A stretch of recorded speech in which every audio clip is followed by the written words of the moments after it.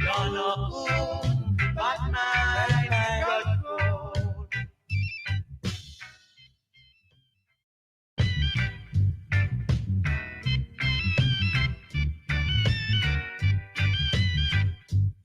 Now you say you are my friend, and you know I lost to the end.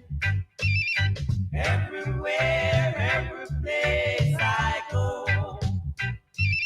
people ask if I don't know. Oh, no, you're no good, bad mind, grudgeful. Heard what I say, you're no good, bad mind, grudgeful.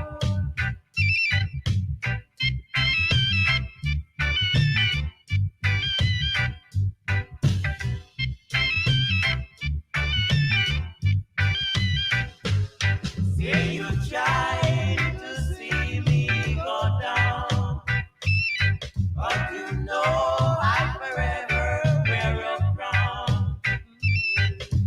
What kind of friend you are? Morning, and welcome. Share up the channel. Welcome to Portland Spice TV. What a Saturday morning this is going to be. What a Saturday morning. We're opening up the show on Portland Spice TV on a Saturday morning. You know? Opening up the show big time.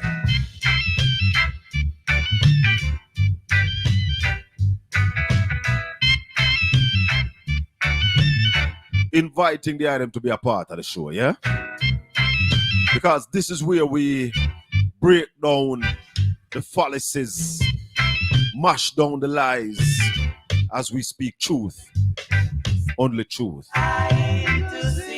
There's a gem that says truth sounds like hate to those who hate the truth. You heard what I say now. Bad mind. You're bad mind. You're grudgeful. Bad mind. You're envious. Yeah, man.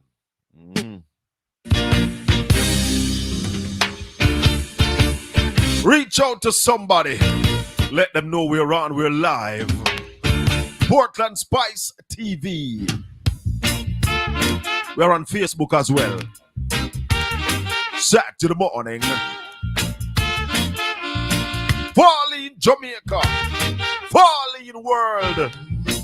When you turn and you walk through the door. Listen to the audio quality. It hurts. Second to none.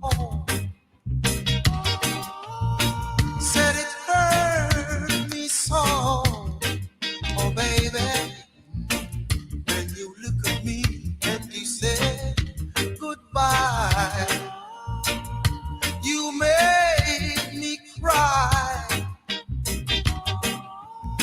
Said you made me cry.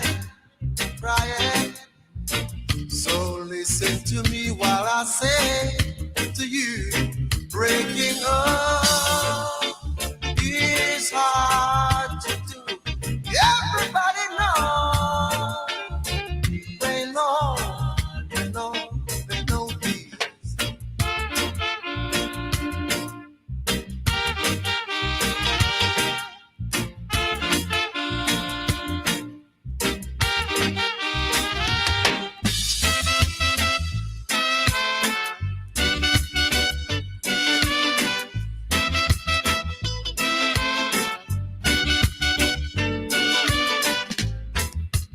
I'm still in love Alton the man.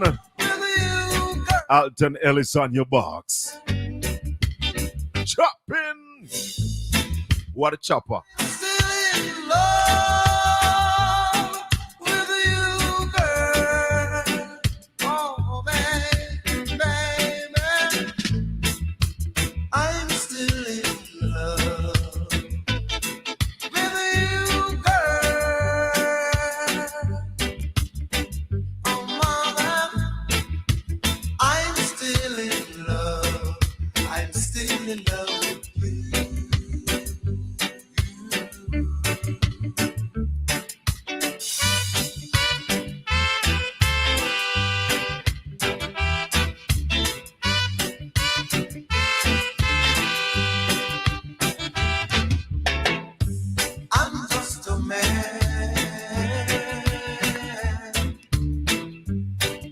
just a man. I'm just a man who will break your heart if you break mine. Music. Good morning and welcome. Morning. Welcome to Portland Spice TV. Multiple platforms. We are on YouTube. We are on Facebook. Morning Fitzroy. Quiet Boy, good morning. Marcia Brown, Elaine Brown. Jeff. Beat and Teach. Welcome everybody. Share the channel now. Share it up. Like up the video, please. And thanks. Baby, I love you. I love you, baby. Baby, I want you. Oh,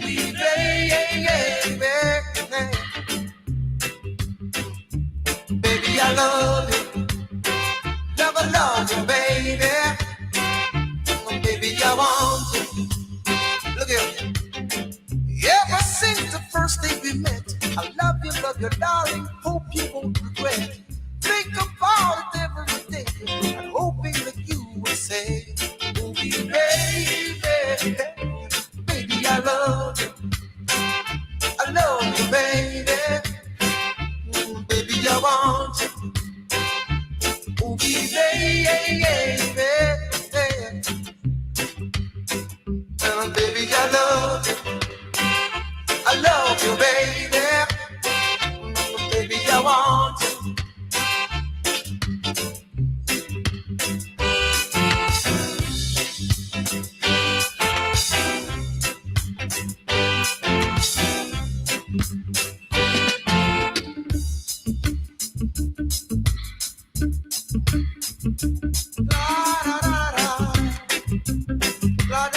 Welcome to Portland Spice TV. We are here every Saturday morning.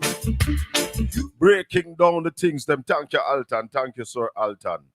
May the good Lord continue to bless the item and keep the item, as we say. Blessed is the man that walketh not in the counsel of the ungodly, nor standeth in the ways of sinners, nor sitteth in the seat of the scornful. But his delight is in the law of the Lord, and in his law do we meditate day and night. This morning is a serious morning in Jamaica's history. This morning is not a joke morning, because Jamaica's name, our credibility, our modus operandi as a people, how we operate. And this morning, I say to every Jamaican, everybody joining this program, listening, morning Vivian,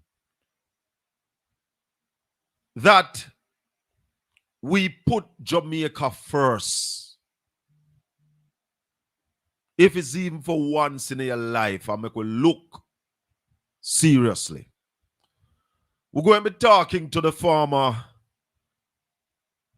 junior minister in the Ministry of Agriculture, former junior minister in the Ministry of Finance, and the former member of Parliament for Western Portland. We're going to be talking to Mr. Errol Jigs Enis. We're going to be talking to Hubert Williams, former mayor of Morant Bay. Because, you know, there's a situation in Morant Bay. And the truth is, my people, and those who are members of the Jamaica Labour Party, I want to heal up the item this morning and say respect to every Labourite this morning. And I say that because respect is also due, and if you ask me, more respect to the members of the People's National Party. Because these two parties have been ensuring that Jamaica's democracy stays alive and well. And I want to talk to those who don't vote, who say you don't support no party, but me tell you say you support a party. every Jamaican have a bias to a party. But I want to invite you all this morning to get involved in the process. And those who are on the Jamaica Labour Party side, I want you switch your thinking this morning and look at it like it was the PNP in power. And I want the PNP them to do the same and see if them would have the same criticism. Because it's not about balance for me. No. Balance is hypocrisy. Truth is consistent. I want to deal with the consistency this morning. A lot of things happened during the week. The PNP conference, the public session was on Sunday. Adi the teacher, Vybz Kartel, a Jamaican asset, showed up at the conference and went on the stage.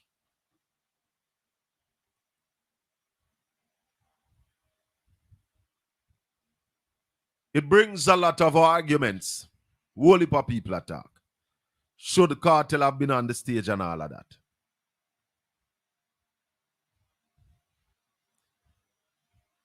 My people, I deliberately said one of Jamaica's asset a while ago. Because like coffee, that you hear around the world that Blue Mountain coffee is among the world's best coffee. Like banana, when it was green gold. Like sugar cane back in the day. We export, so it's among our assets. I have been on a mission to educate Jamaica that our artists and artisans, they are also assets.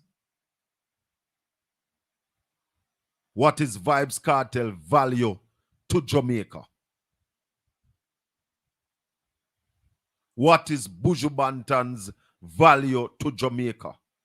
What is Barry Salmon's value to Jamaica? Bob Marley, Ziggy Marley, Shaggy, Sean Paul, Beanie, Bunty. Just like coffee. They are assets. And I am saying to you that the next PNP administration went tapping at those assets big time and show no what the value. So Tony Rebel do a song we say I no political act or the coke or the crack. A reggae put Jamaica on top. And I'm saying to all of you, without any fear of contradiction, Vybz Kartel have done more financially for this country than any politician. I'm going to say it again. Vybz Kartel has done more economically for this country than any politician that was on the stage. I have no apology for that. And if Michael Andrew Wallace was up there, he would be included. So I'll fix the statement now and said Vybz Kartel has done more economically for Jamaica than any politician in Jamaica. And continue to. You can match any politician in Jamaica with what Bob Marley has done for Jamaica. Listen to me, Jamaicans. We need to start understanding our value and what we have. The Jamaican culture is craved globally. But we now give them it. We are going to give them it.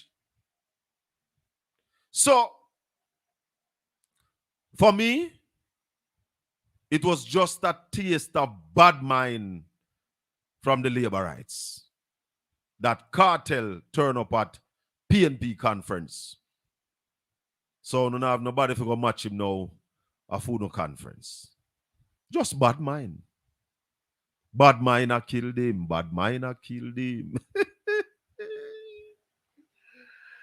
So we are gonna go down now. We are gonna go down now to the Integrity Commission report. We spoke about it Tuesday night. And we had Ralston Hyman on the program on the Colin Bell show that we do on a Tuesday night that is also broadcast on the radio. Styles FM 96.1, 96.5, 96.7. Ralston Hyman was on and we spoke about a lot of the stuff.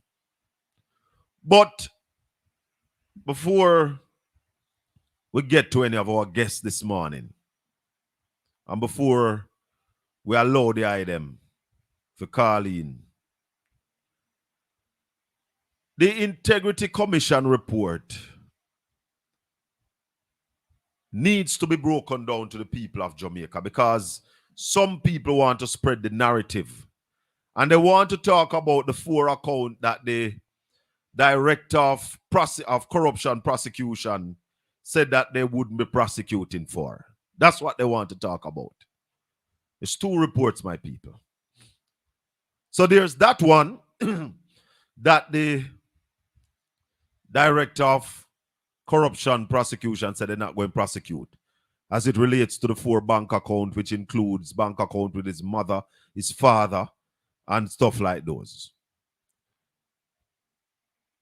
Let's tell you some of the simple things we want you to focus on. To date, the Prime Minister statutory filing has not been certified by the Integrity Commission. So what this report is all about, and some people are saying the report not come to no conclusion. Sorry. They are saying that the report not come to no conclusion, and some people up in arms about that. The report could not come to a conclusion based on what what is in the report, right? Because, for one, they had asked the Prime Minister for information on his personal expense. And the Prime Minister refused to give that, rightly or wrongly. We don't know. Maybe him lawyer them say, no, you don't need to give them that. So the Prime Minister did not give those information. Right? Now,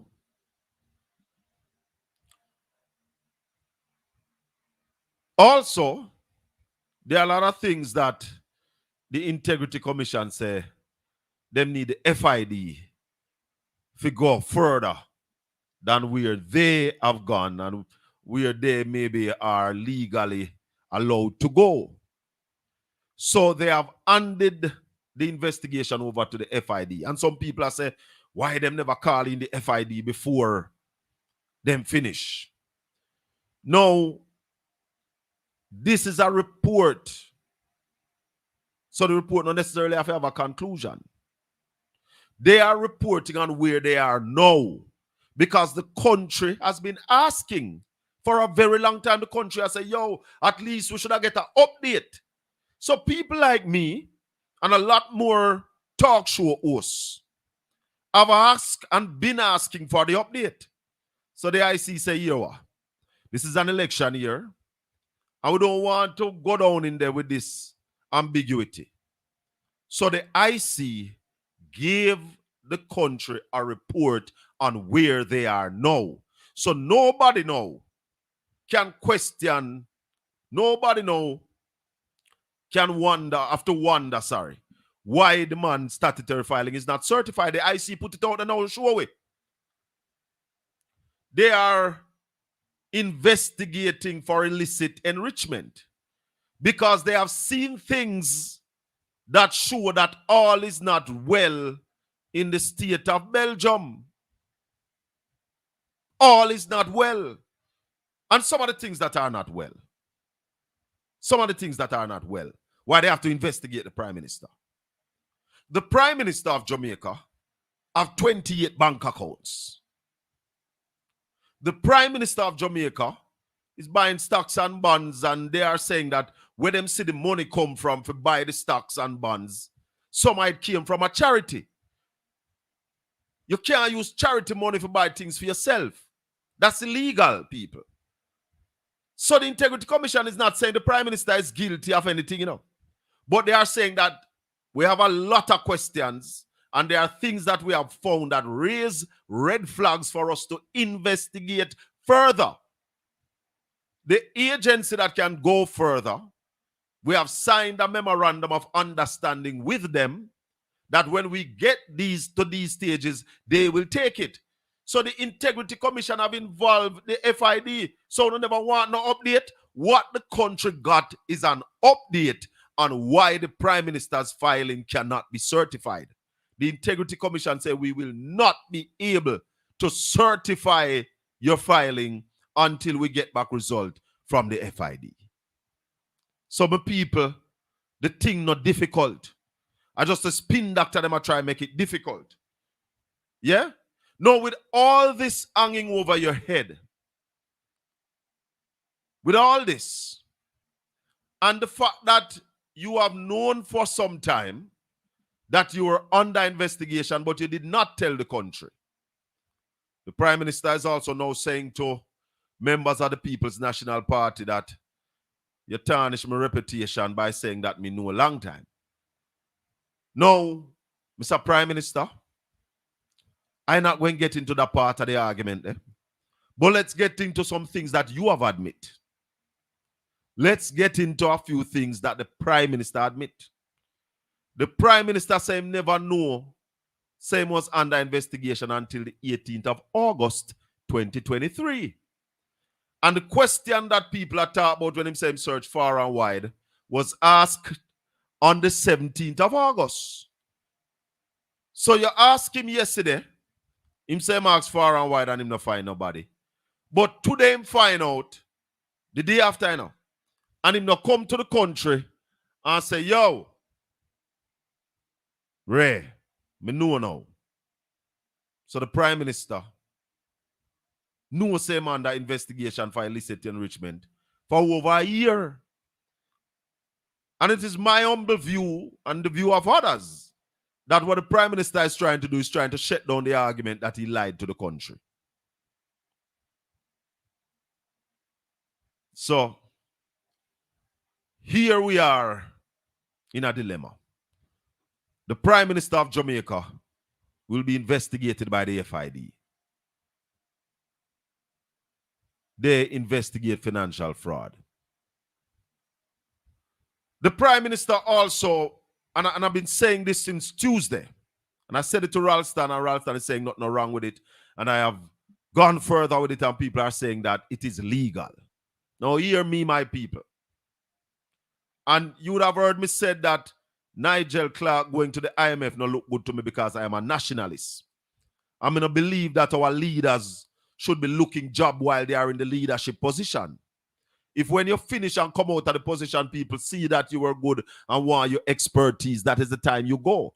But if people are courting you while you are finance minister, you shouldn't be paying that no mind. So Nigel Clark, in my view, really deny country. You understand what I say? The IMF should have wait. You shouldn't resign for go take that job, brother. That's my view. So my view is also that a Prime Minister, Carla, hold on for me, I'm coming to you. In my view, a Prime Minister should not be running any other business while being Prime Minister. A Prime Minister should not be allowed to be trading, buying stocks and bonds while he's a Prime Minister. Those should not be allowed. And if the law allows it now, I am saying to us as a people that we need to stop it. No Prime Minister should be in office running multiple businesses. Prime Minister in office and buying stocks and bonds, you are going to get preferential treatment. You know, business when nobody wants to say, you must get it. You are the Prime Minister. All men are not equal. And if the Prime Minister's salary can hold you, left you walk, not take you up. Call a morning. Turn on your phone. Hello. Yes, sir. Morning and welcome. Morning, sir. How you do? Me no good. Hey, Me no good. The country ugly. you watch YouTube? Yes, me watch YouTube. But me not see You see everything. one blog upon YouTube, you see? Talk to me. He might run some things. Yeah. And he might dissect some things. Yeah. One man will retire one day. He might say the man will promote to the FID, you know. You see, that's why the Prime Minister cannot continue as Prime Minister. You know what me talk about? Yes, man. Me know what you're talking about. And if you had listened Tuesday night, you'd have hear me and Ralston talk about it. Because Ralston Hyman is of the opinion that the Prime Minister wants to become the Finance Minister. Mm-hmm. And he can't become the Finance Minister while he's going to be investigated by the FID. Mm-hmm. This organization is a police organization that investigate financial crime. Mm-hmm. But tell me something, Pringle. What you think? You think the Prime Minister should have resigned or you think him should have stayed? Talk to me. But remember, say, when there's something that go on, Uncle Sam go ask him to step down, you know. With the other man, you know. Yes. That's how they go. Something like so. Yeah, that's almost like this. But in our United Nations sometime next week. Brother, the situation is untenable. The man should not be going anywhere. No, but when I said United Nations now meet next week. And next week, and when is he supposed to be supposed to present at the United Nations? I never say some Caribbean leaders, if them all see if them go where they all do. Boy, and then people will be sitting across the table looking at him. I said, this man is under investigation in our country on financial crime. Well, they could see what I want, no? You see, people must understand what is happening in our country, where we're going as a people. But where you think you still not answer my question, I think if you step down or you think him can continue to govern. Well, baby, I believe him more resign, you know. Me not talk what you think him ought do. Me talk what you think him should have do. Yeah, but the man don't listen to nobody, man. The man not resign, man. Somebody I say he left the country yesterday. I know him have a town hall meeting. I think he's in New York, you know. Yes. There's a town hall meeting. In New York. And I am suggesting to Jamaicans in that area to go out and ask him the pertinent questions. If it's a town hall meeting, ask him the pertinent questions. Well, you know, might have female audience there. Well, the press secretary might choose the audience. Well, it might, but you are Jamaican and you must ask the pertinent question on your country's behalf. Ask the question.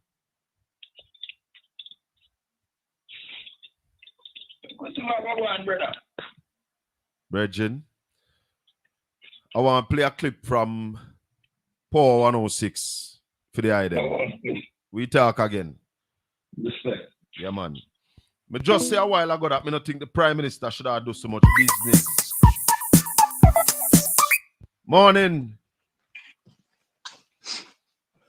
Welcome to Portland Spice TV, sir. Yes, Mr. Bell. Yeah, man. Talk here to me. we go on. He might come to New York. Yes. But the thing about it, I feel people them same one up here. The same Council General, them one-sided. And them already put out a statement say a certain question I can ask. Well, and them have to see where I go ask. Well, people not forgot then. Boycott it then. I better them go protest. Or go there with a placard and protest. Yes. Because go there go protest. Ask the question. Come on, man. No, but you see, country I go? No, but you see, that's why the Prime Minister's position is untenable. He can't continue. Because how you are going, you're everywhere you're going to, you control people. Yeah, then that's all go on. Because them have to see the question we are going to ask. Them have to see it. That's where you get from them? Yeah. And I feel same people them. Them frightened for him like them not frightened for this man. Da-da-dee. You understand? How we country for run, sir, brother? Cannot. What we are do? What we are do? As a people, what we are do? Yeah? I am asking the People's National Party what are the actions they are going to take, because this cannot be allowed to happen, you know. Why If this continue, there will be no standard for prime ministers in Jamaica. But this man lower every standard, brother. If this man attack it as it is, the man lower every standard. And we can't understand them people that we are jump up and a go on. It a we that go affect you, brother. It a affect we. Come on, man. Talk to me. Come on. Why me I tell you, Miss Abel, I don't know. Talk to me, I brother. don't know. It's sad. It's a sad thing, you know. Very, very sad. Very sad, you know. Very sad thing, star. And we can't go on so and it don't make sense to come and defend the wrong, because just man, you see by the end of the day, when it all played out, it's not pretty. Now go pretty. You understand? Just leave. I don't know if you heard this. Desmond Mackenzie was on a platform in Ocherius. Sent on. In St. Ann. Saying that labor rights must go protest in defense of Andrew Wellness. They want no here at all. Want me film the party. Labor rights. One of them? What am I do? What are they doing? Brother. Come on, man. Come on. Jamaicans, it's time to rise up. Yes, Time man. come. Time come. Yeah, time come. Time come where the place you need to get back together now. Man. It gone. It gone. Brother. No moral, nothing but no morality again. It just leg Yeah, us up. where are they people? Hold on. Some people in the media the other day, because Mark Golden have British citizenship, which is totally legal. They were saying moral mean you must get up. Brother, I want to take a next call. Big up yourself. All right, Mr. Bell. Yeah, man, we're not class. Morning. Portland Spice TV. Welcome. Good morning. Morning. Morning, Mr. Bell. How you do? Not bad. You never did hear him on the TV, Desmond Mackenzie last night say, because Andrew never grew up into a big house. Not bad at all. No man, no listen to the TV. Just talk on the phone. Him say if you never did hear, if you never see, people vex with him and talk and start to something about him because he never grew up in a big house. He never grew up in a big house and have luxury. And now he must step up in a life. People grudge him. But they must go home and protest. And they must carry people, the PNP people, to court. You see, let me tell you something. Not because you never born with gold spoon in your mouth mean that you must do the wrong things. And if you're born with gold spoon in your mouth, you're not supposed to do the wrong things. Justice for all. And we are saying that if the Prime Minister, because other people's statutory filing have been certified. Yeah? So but that's automatically what they must say he's supposed to do the wrong thing. Right. That's automatically what they must say that nobody should not grudge him for when he have because he never born rich. So that's a them problem. So, but me want to know if we the PNP now go out, go protest, why we sit down so quiet? We need to move out and go do what we have to do. Have a good day. Bless you, my sister. Wanna hear the lady? Wanna hear the lady, comrades? PNP people, Jamaican, are you all just gonna sit aside and look? How long shall they steal the profit while you stand aside and look? Listen why I believe the Prime Minister should not be doing business. Listen to this piece I want to interview you. Listen to this. Than issuing the $50 million. Hold on. Dean Jackson Miller and Miss Quarry on Power 106 yesterday morning. Listen. An unsecured loan. Barita's response to the Director of Investigation seems to have been that Mr. Holness was regarded as a premium client, and for premium clients, they make certain allowances. Well, it's now been referred to I believe he's referred it to the Financial Services Commission or whichever other regulatory authorities should look at that particular issue, so they will make that particular determination. But again, I think that if there is a red flag for the director and he believes he ought to send it on to whichever other agency would look at it, I think that that's entirely legitimate, especially since that I think we have to put everything in the context of the difficulties Jamaica has had over the past few years by being on this quote-unquote gray list of countries that were believed by FATCA not to have taken sufficient measures to deal with money laundering issues. And let me just be clear, I'm not by any means suggesting that there is money laundering involved here. I'm saying that all these investigations have to be viewed in light of the global picture. We have just come off this gray list. The whole idea is, are our various institutions tight enough with their processes? We saw the Jamaican Bar Association go all the way to the Privy Council, for instance, because of requirements that were being imposed on them as part of anti-money laundering activities.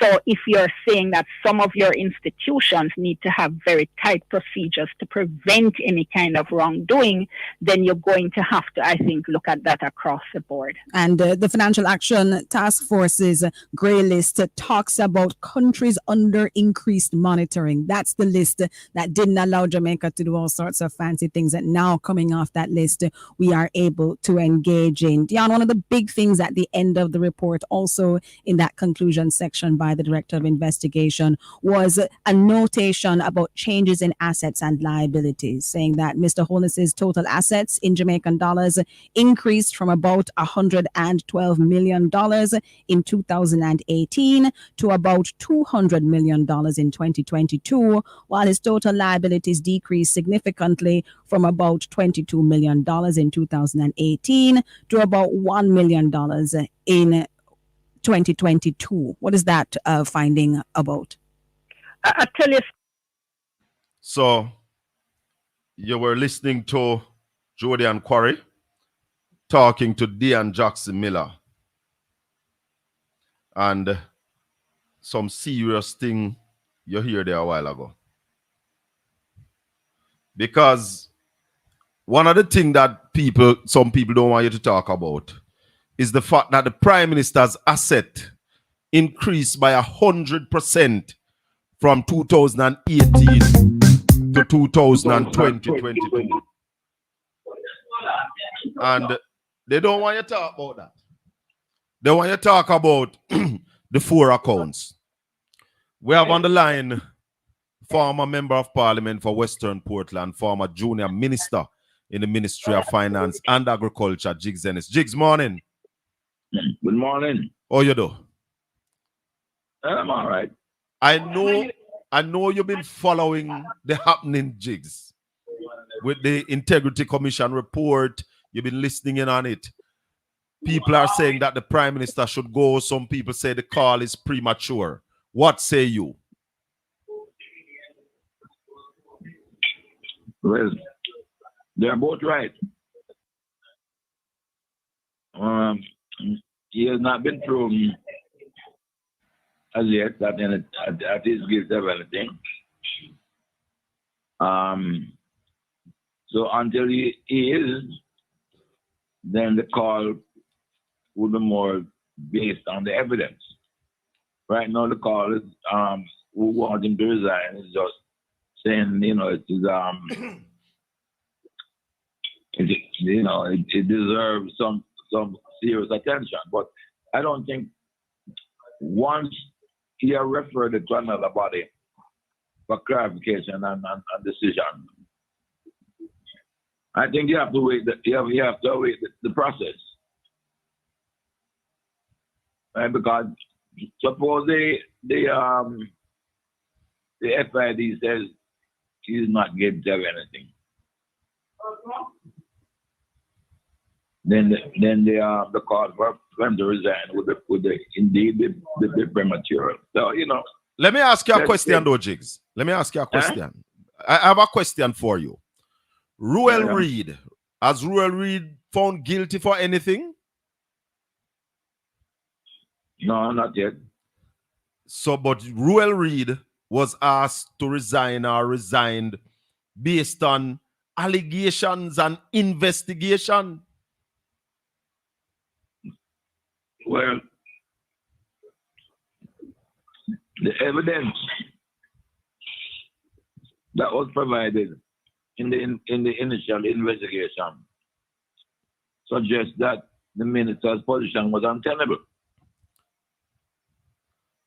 It was I mean, even if he was found innocent, it still suggests that it was untenable because he was guilty of using public funds in a private capacity.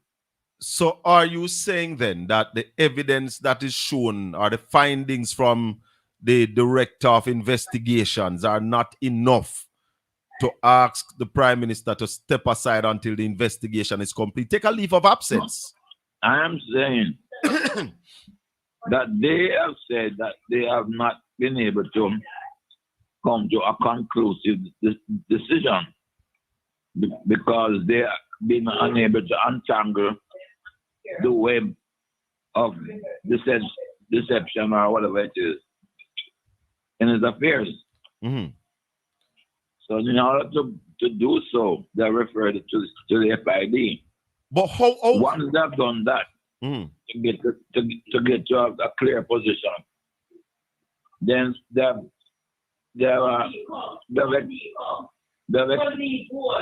extended the process. And we think it's only right for us to wait until the process is completed. But that Jigs, doesn't say that others can say, listen, we have enough to say to the Prime Minister, boy, don't look good and look bad enough that you should step down. So, I think both sides are correct. So you're saying that it is also okay to call for his resignation then? Huh? You're also saying it's okay to call for his resignation?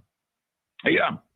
Because Jigs, before the police charged Ruel Reid had a meeting with the Prime Minister and then he resigned.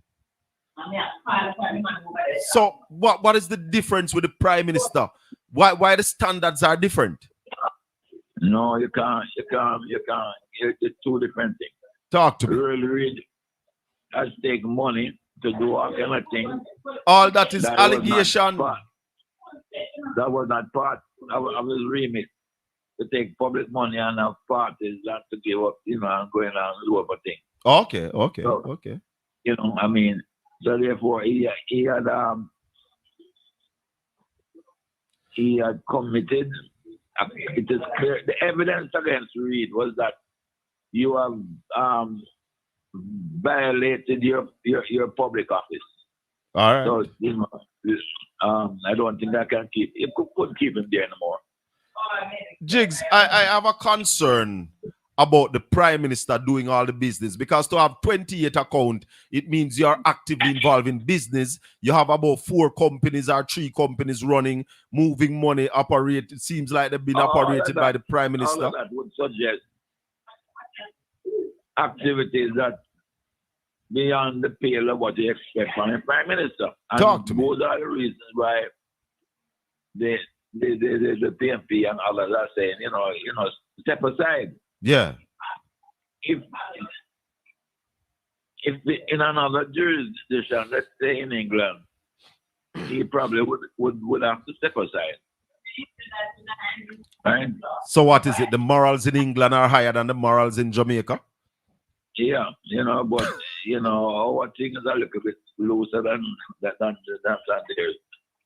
And he wants to battle it out to the end. But they're thinking eventually, I think it is clear that a guy born without and a great deal of funds, didn't have it before he become prime minister. I mean, let's take the Easter loan from Burrito. Yeah. That in and of itself suggests here's a guy who's using his position as prime minister to get $50 million to borrow without Any security. collateral, really? Without so- putting forward the collateral, the actual collateral. So that is something that the average man couldn't get. And could say that you have used your position Talk to me. to enrich yourself. Talk to me. Talk to me now. No, you're talking to me. But the fact of the matter is that in itself is not a criminal offense. A man want to lend your money like a criminal. But do you agree with me though, Jigs, that if it is legal, hold on, Jigs, hold on. If all that the Prime Minister was doing business, buying stocks and bonds is legal, don't you think that we need to get to a position where that is not legal? For you and I to condemn the Prime Minister as being a criminal. It's just for the criminal investigation. Right, and we're not. We're not. But the question I'm putting to you is or not. I mean, we may not like what's going down, but that is just our personal preference. But the question I'm putting to you, Jigs, if you think that there should be legislative changes to ensure that a prime minister cannot conduct the kind of business that we see this prime minister conducting. No, you don't need not change. Why? I mean, it is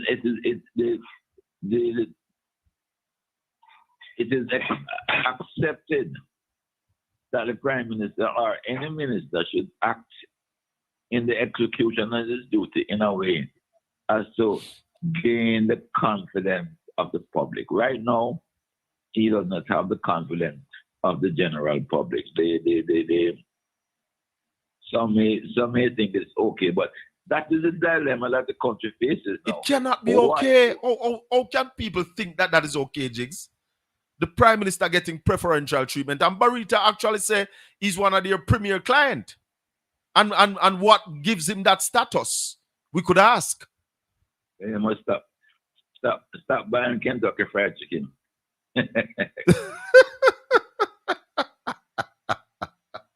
Them one is your money where they can buy the burrito. Give them that right. You see, there is also a finding that money came from a charitable organization to assist in buying that $94,000 worth of stocks. I don't know the details. And I'm not going to pronounce on the details. I'm willing to wait until the investigation is complete. But if I were a prime minister, I would wait. You wouldn't step down? I would. But Jigs, how can the prime minister continue? He's going to New York. They're having a town hall meeting. And now we are hearing that maybe the question, you have to submit your questions before you can ask any question. You're out there under this cloud of investigation. How can you continue? The only way I think the prime minister can continue, Jigs, if he call a general election and win, then he would have said he has the confidence of the Jamaican people. I don't think, you see, and I'm going to be honest with you. I don't think we should put the politics before the issue, the issue on at stake. I think we put the correct behavior, what is expected of a prime minister or a minister. That is what is more important to me than whether an election. No, but what? Go ahead, finish. You see, once you make it appear to be stridently political, it becomes like him say we shall, you know, you to do this and you to do that. That to me is not the important thing. The important thing is what is the standard of behavior you expect from your prime minister, from the minister. What has gone down so far would suggest that the standard so far demonstrated by the evidence that has come to light suggests that something is wrong in our country. You cannot, if we accept that as normal behavior for public officers, then something is wrong with us. And therefore, you must step down.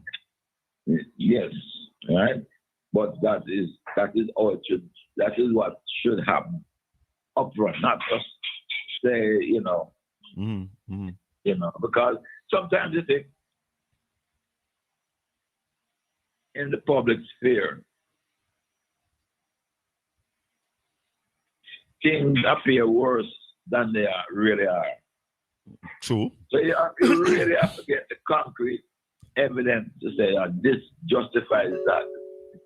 But then again, I had known of situations whereby pure evidence is accidental. It didn't really go that way, but because of the politics, you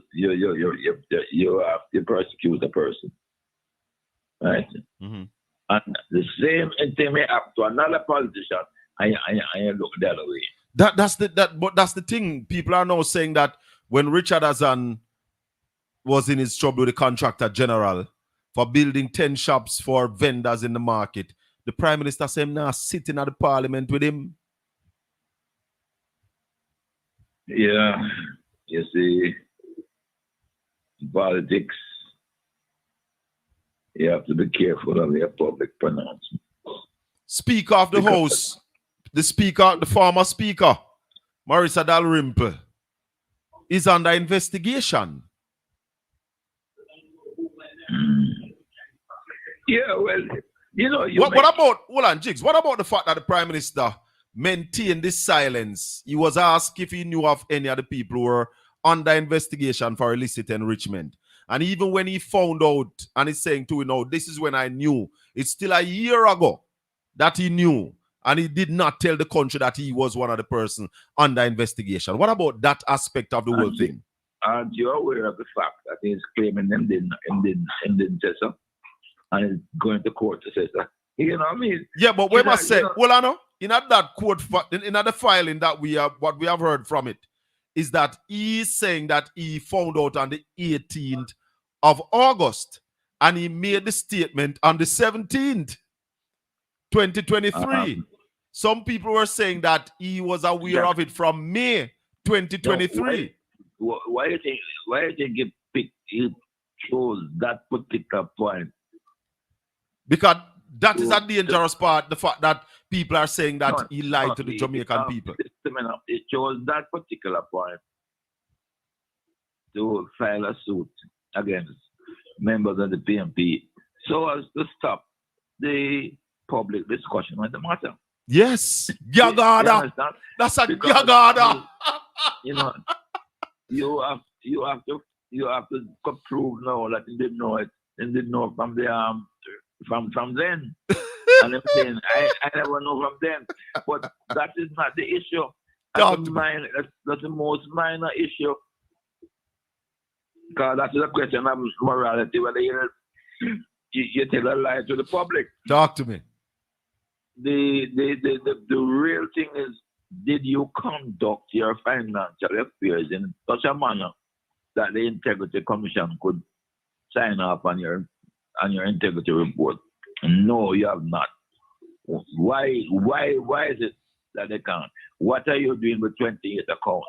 What are you borrowing $50 million from things? You know, these are the most relevant points, you know. Yes. Right? He's not that guy who was endowed with a lot of wealth. As him say, never born with no gold spoon in his mouth. Yeah, right? So therefore, how do you acquire that wealth within the short space of time that you become prime minister. That is the issue, you know. Talk to me. Talk to So me. he has to demonstrate that to the public now. Yes, yes. Well, Jigs, thanks for talking to us this morning. Stay strong, Okay. my brother. We'll keep in touch. Yes, and let the issue run the right course. Because whether it's right or wrong, the right course will determine whether that. But we can't can't continue to have a prime minister. We can't continue to have the head of the country leading with that kind of cloud over him. He must step aside, take a leave of absence, and ensure that the FID get all the resources that they need to clear your name in quick time. But meanwhile, they're investigating Jigs. It's untenable for him to be the head of government. All right. Respect. All Jigs. right. Yeah, man, thanks. Jigs Enis, former member of parliament for West Portland, giving us some sealant argument. Yeah. Sealant argument that we have to understand that people are still people. Yeah, man.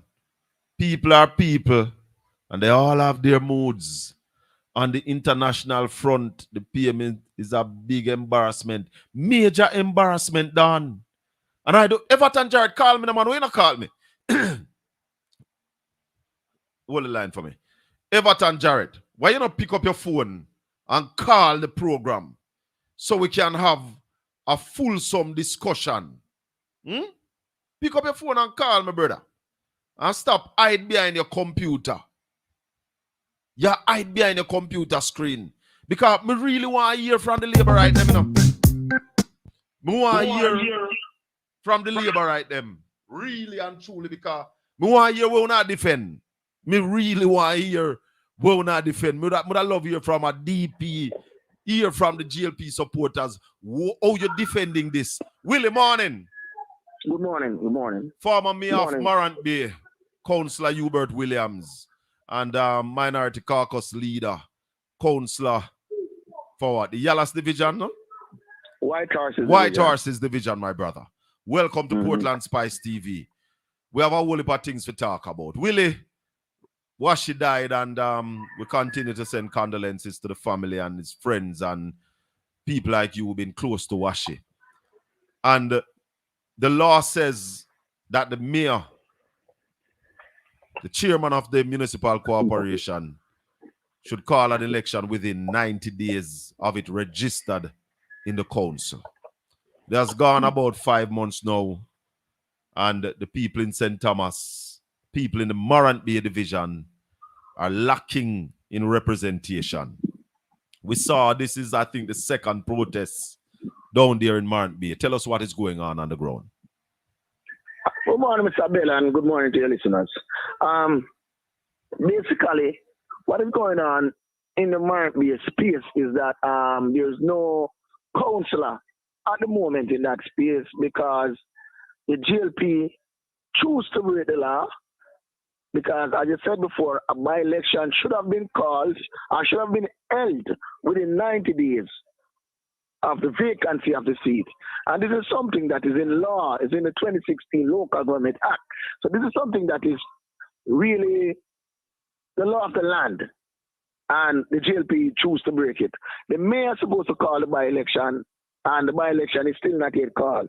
So we have a situation that Morant Bay, which is the most populated division in the parish, is going without a councillor. And because of that, there's so much problems in the communities that the community member have no one to call upon, no representative to really deal with these problems, no one to make representation on their behalf to get these problems solved. So what happened to the mayor, who should be the acting councillor?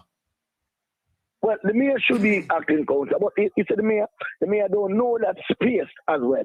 And one of the things, that's one of the things, why the beauty about democracy, to win a seat, you have to go around and campaign in the different communities.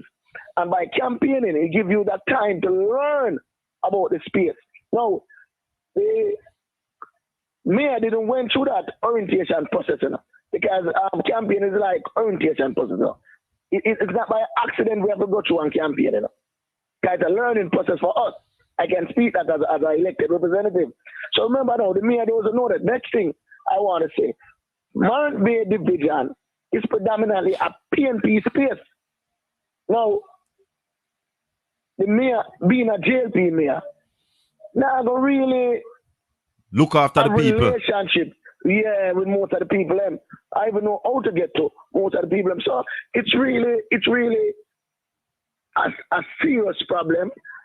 And as the problem go on day by day, it tends to multiply in terms of the problem, you know, being bigger and bigger and bigger. I am of another opinion, doing a Willie, that this government don't give one hoot about local government representation. Remember that there were 2 divisions in Portland that went without representative for maybe about 3 years, if not 4 years, close to 4 years. So yes, your 5 months, the government no business with that. But could the mayor Willie call an election without getting the permission from the Prime Minister or the Minister of Local Government? Well, yes, he can, but because he is aligned with that party, he's not going to do it. If I was mayor, I would care if the Prime Minister or the Minister is not in agreement with me. Once the law is on my side, I would have to work within the parameters of the law. Yes, so yeah. So people would say if it was a PNP council with a GLP government, you could have called it. But if it was if it was the PNP in power and the Prime Minister don't want you to call it, you wouldn't call it neither, Willie, would you? No, well, you see, the thing with me, you know, there is no human on earth, you know, can advise me to do the right thing and I'm wrong thing rather, and I follow them, you know. Let me tell you something. At the end of the day, the person who is really going to stay, you know, is the mayor. Because at the end of the day, it will be said based on the law, the mayor is the one who has the autonomy to call the election, not the Minister of Local Government, not the Prime Minister. But can you take him to court? Yes, but you see, remember in Jamaica, you know, we have a delayed justice system, you know, and delayed justice is denied justice. You know? Yes. So it is such a, the system is so corrupt that, but I want to even go a step further. If you look at how even the Prime Minister talk about the Integrity Commission, about changing the law, you know, you would see that the Prime Minister, anything that is not in the liking or don't fit with what the Prime Minister is doing, he thinks how to remedy that situation is to change the law instead of try to do what the law said. So be obedient to the law. So would you say it's obvious that this GLP administration is unable to operate within the law? Well, that's clear. That the Jamaican people know that. So what they try to do is use their majority at Parliament to commit all type of wrongs, because they try to go to Parliament to amend the law. But the sad thing about it, they amend the law after the 90 days. No law is retroactive. That means, what I'm saying in basic terms, if you do something at X time in your life, commit a crime at X time, and the law even change Y time after, it's X time you have to go by, because at the time when you commit the crime, the law was X. And that's one of the reasons why them couldn't retry cartel, you know. I don't know if people realize. Yeah, because the law changed. There's a minimum sentence now for murder. So if you find cartel guilty now, you have to go get more time than when it get back then, and you can't do that. Yeah, one other thing, you know, even as you mentioned the cartel and thing, and even, you know, all the Jamaica Labour Party, they don't have no respect for the law. They don't have no respect for the justice system. Regardless of how we might think about cartel, the highest court who govern our state free the man. So for we to act like the man is a criminal now, we need to check the justice system if we have a problem. But we can't really try to say bad thing about the man. Willie. And him let himself go. Willie. And the justice system let him go. Willie, you see the cartel issue is just a bad mind business for the labor right them. Cartel come a PNP conference, then vex. If they come a them conference, they would have nice. And just bad mind. Yeah, man. That is just bad mind. Man. So what are the other actions that going to be taken down there in Morant Bay, Willie, if any? Well, knowing me as a strong leader, you know, the demonstration that I led the other day was the first step in the process in terms of saying to the government that this by-election must be called. And I'm ready to take more radical steps. And I'm going to tell you why. If we allow our democracy or the democratic process to be trampled upon, we're going to find ourselves in an autocratic state. Because I always say, every autocratic leader will come in any country to run the country. First, we do a suspend election. Yeah. We can't allow election to be suspended. So whatever I have to do, me and my people, we will do it. I have to remember, it's a slap in the face of the people of Morant Bay. Remember, you know, you're talking about the ground of the Morant Bay Rebellion. So in 1865, these people understand the importance of representation and could put on such a hard fight for it 1865. So on a modern day Jamaica, by this, you know, it's supposed to be a mature democracy, you know. Yes, yes. Oh no, you want to tell me so we now get by election. The same ground where people slaughter upon, how much people have been dead, white man, black man, dead because of representation. Oh, you're tell them same people and know so you're not getting representation. Cannot You have continue. no respect for the history of the land. Cannot continue. And then they manufacture a situation and call a by-election within less than 24 hours after a resignation in Northeast Centan. Yes, I was coming to that. So if you look at the Centan situation now, and it's not only just that they manufacture. Look where they're at, where we at in terms of the term, the parliamentary term. Mm-hmm. It's in its final year. Look where we're at from a local government perspective in terms of how far reaching at the term. 4 years. Only months. Yeah. So the case can be made that it's waste of money to call any parliamentary by-election at this time. Waste. Because in a matter of months, those people are going to have to go back to the poll. And democracy come with term. So if you really look on that, it don't make no sense. But if you look from a local government perspective, you see the need for these people to get their representative. Yes, yes. There is that need. Yes.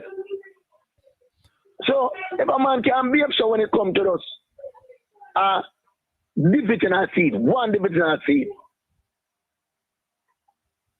what would it take for him to enrich himself to any means necessary? I'm glad you go there. Let's just segue a little bit as we wrap up this interview. The Integrity Commission report, Willie, the PNP, they are calling for the Prime Minister to step aside so that a fulsome investigation can take place.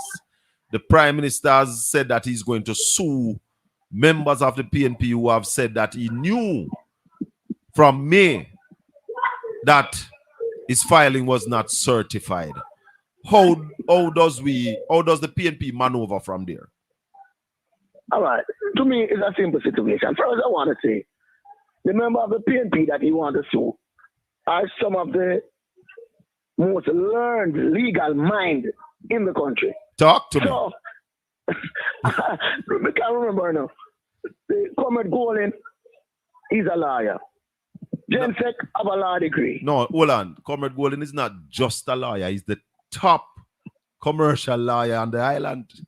All right. Thank you very much. And I don't think I need to say much about KD. About KD Knight? KD Knight, because the entire Jamaica know who that is capable of and what he's have achieved over his professional career. Now, these people don't just come out and just. But don't forget Donna Scott Motley, who is also an attorney at law. An attorney, of course. So what I'm saying, when it comes to legality, these people understand it very well. Now, I'm going to say this. The Prime Minister should step aside and allow the investigation to take a full course. And I'm going to tell you why. As the CEO of the land, when the Prime Minister coming at the room, you know, intimidation coming, you know. So a lot of people going to be so much of fear or afraid, rather, of what it can be if them go through with the investigation. Them going to know, say, because the JLP, you know, have a tendency, to victimize people, you know. So a lot of these people going to be afraid of victimization, and that's going to make them not able to carry out them job well. Definitely. Or in the best interest of Jamaica. Definitely. I like that point, Willie. The intimidation that comes with it, and the fact that you're investigating the Prime Minister, the sitting Prime Minister. Even the thought of getting it wrong. Because if you investigate the Prime Minister and him come out even not guilty, he might end up saying you never land. Yes. I'm going to tell you this. But Willie, what if the Prime Minister does not step down? What does the people of Jamaica do then? Because I am putting this beyond the PNP now, because the facts that has been laid out before us are clearly saying that they are red flags. Not that the Prime Minister is guilty, but there are things that we need answers for and to be investigated to get the answers. What if the Prime Minister decides that he's going to continue to govern the country? Well, I never say whatever. No, in the GLP behave, in terms of the level of arrogance that they always display. I don't see the Prime Minister stepping down, So then what? He's going to try to do it. No, the power is within the people. The power is with the people. You have to remember, we are in an election year. We are only months away from an election. If the Prime Minister don't step down, it's going to trigger a general election so quick. So if the Prime Minister didn't have in their mind that 10 months from now, I'll call the general, it's going to happen 4 months from now or 5 months from now. Especially if the investigation show any wrongdoing.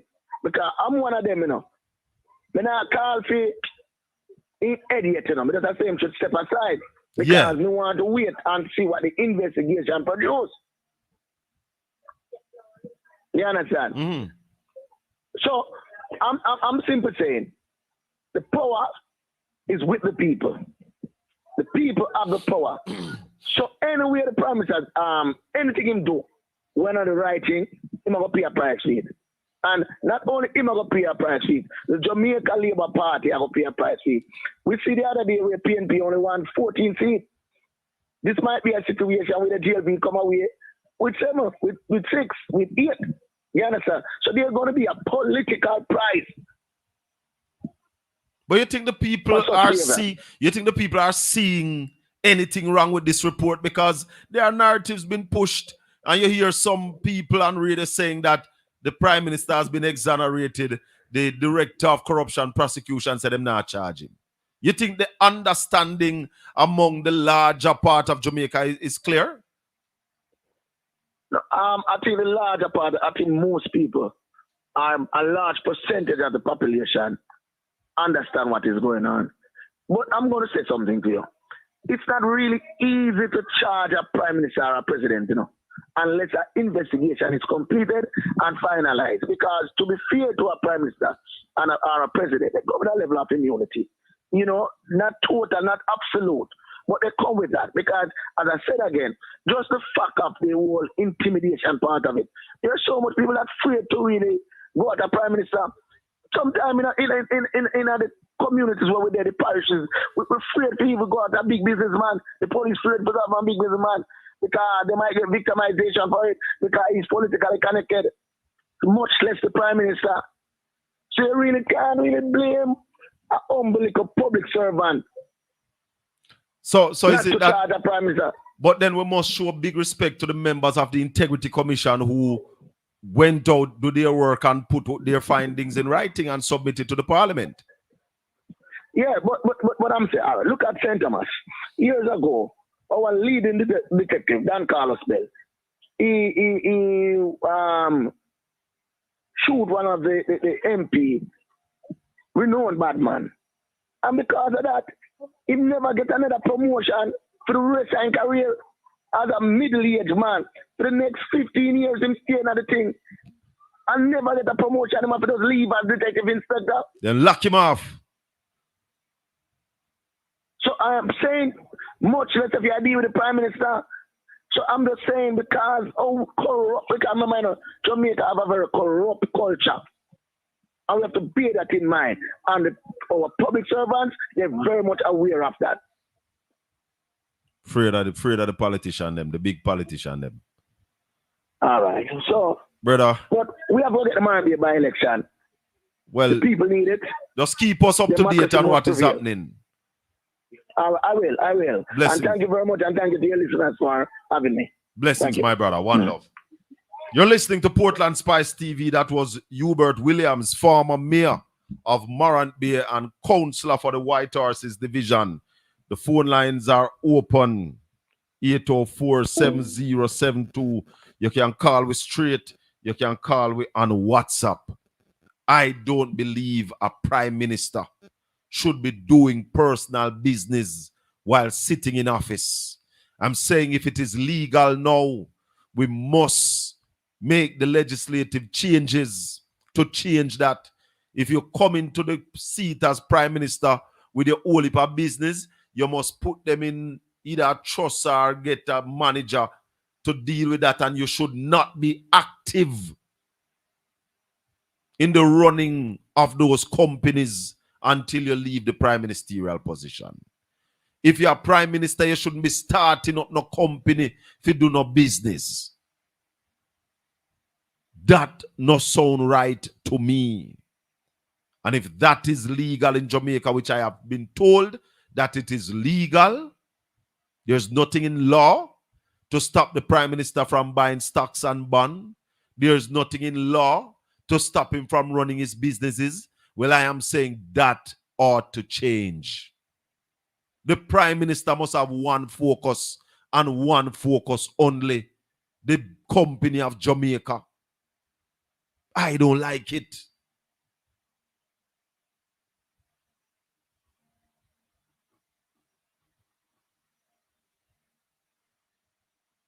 Thank you, Ali Nicholas. Thanks to everybody who tune in. Yeah, man. Share up the channel. Like up the video. Tell people about the program. We will break it down. No prime minister should be doing business for himself while being prime minister. You're going to get preferential treatment. And I want to listen this again where Barita said about the prime minister getting a loan of $50 million. In the Integrity Commission report, it says that the collaterals that were supposed to be used for the prime minister to secure the loan were not in the position that they were supposed to be as it relates to the house was not registered to the company at the time. The stocks were him saying I use to be part of the security. Him never buy it yet. But Barita says because he's a premium client. Listen to this again. Listen to this. And issuing the $50 million for basically an unsecured loan. Barita's response to the Director of Investigation seems to have been that Mr. Honus was regarded as a premium client, and for premium clients, they make certain allowances. Well, it's now been referred. Was he a premium client because he was the Prime Minister of Jamaica?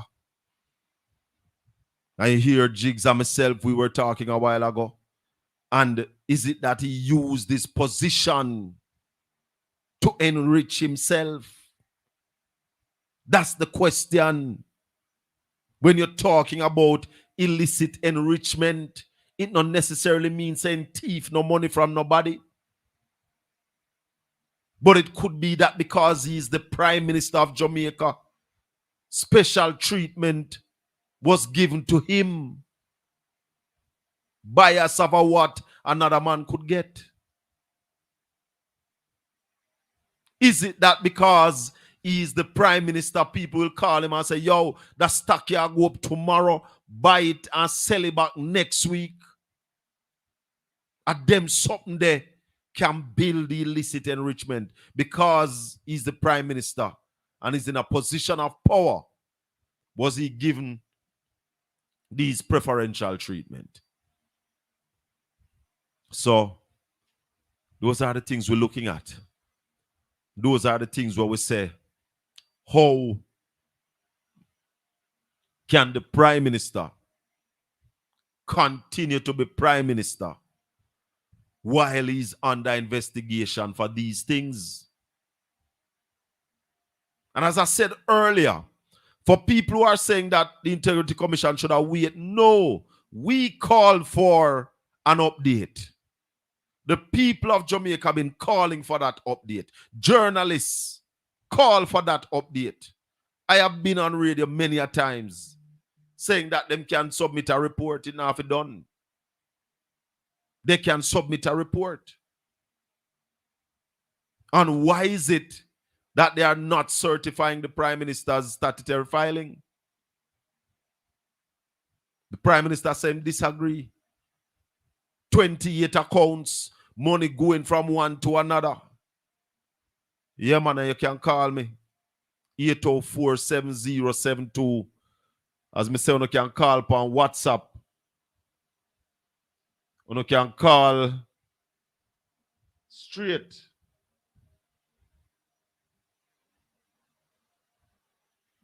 Yeah, man.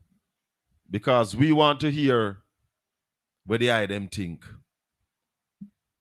We want to hear phone of views on the whole thing. I think that the Prime Minister ought to step aside and allow for the investigation to take place, Christine. Fitzroy, in any other business. But you see, when Ruel Reid thing come out,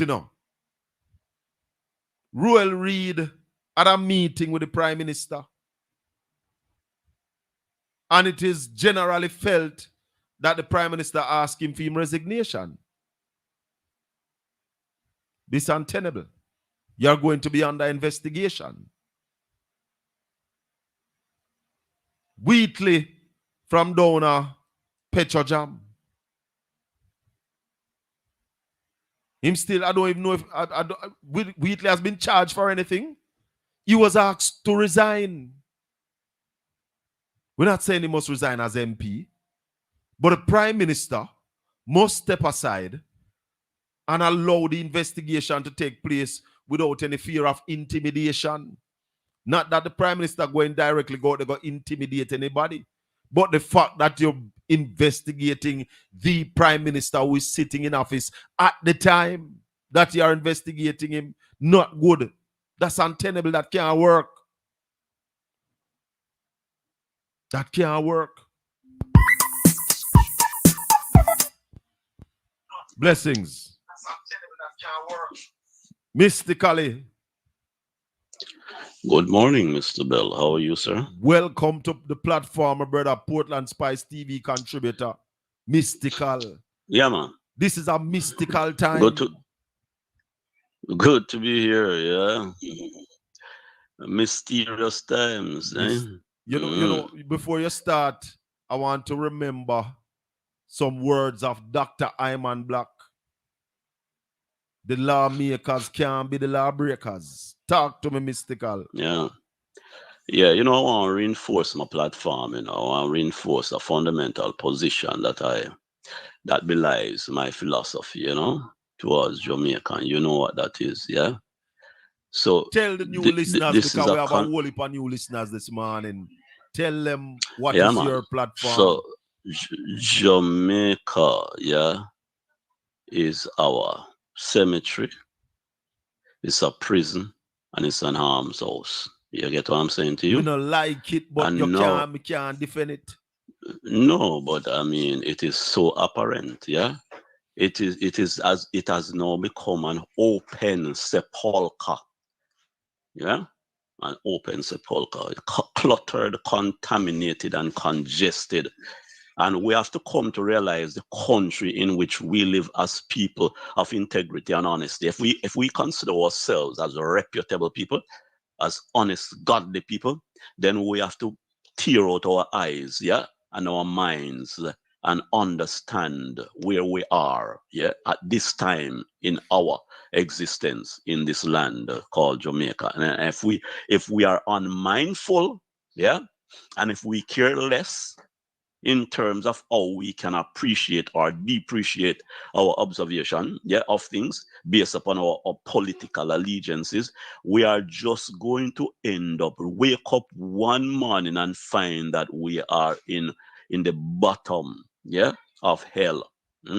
We're just going to wake up and see that, I mean, but this that we are experiencing, where am I? Am I in Haiti or am I in some other places? Am I in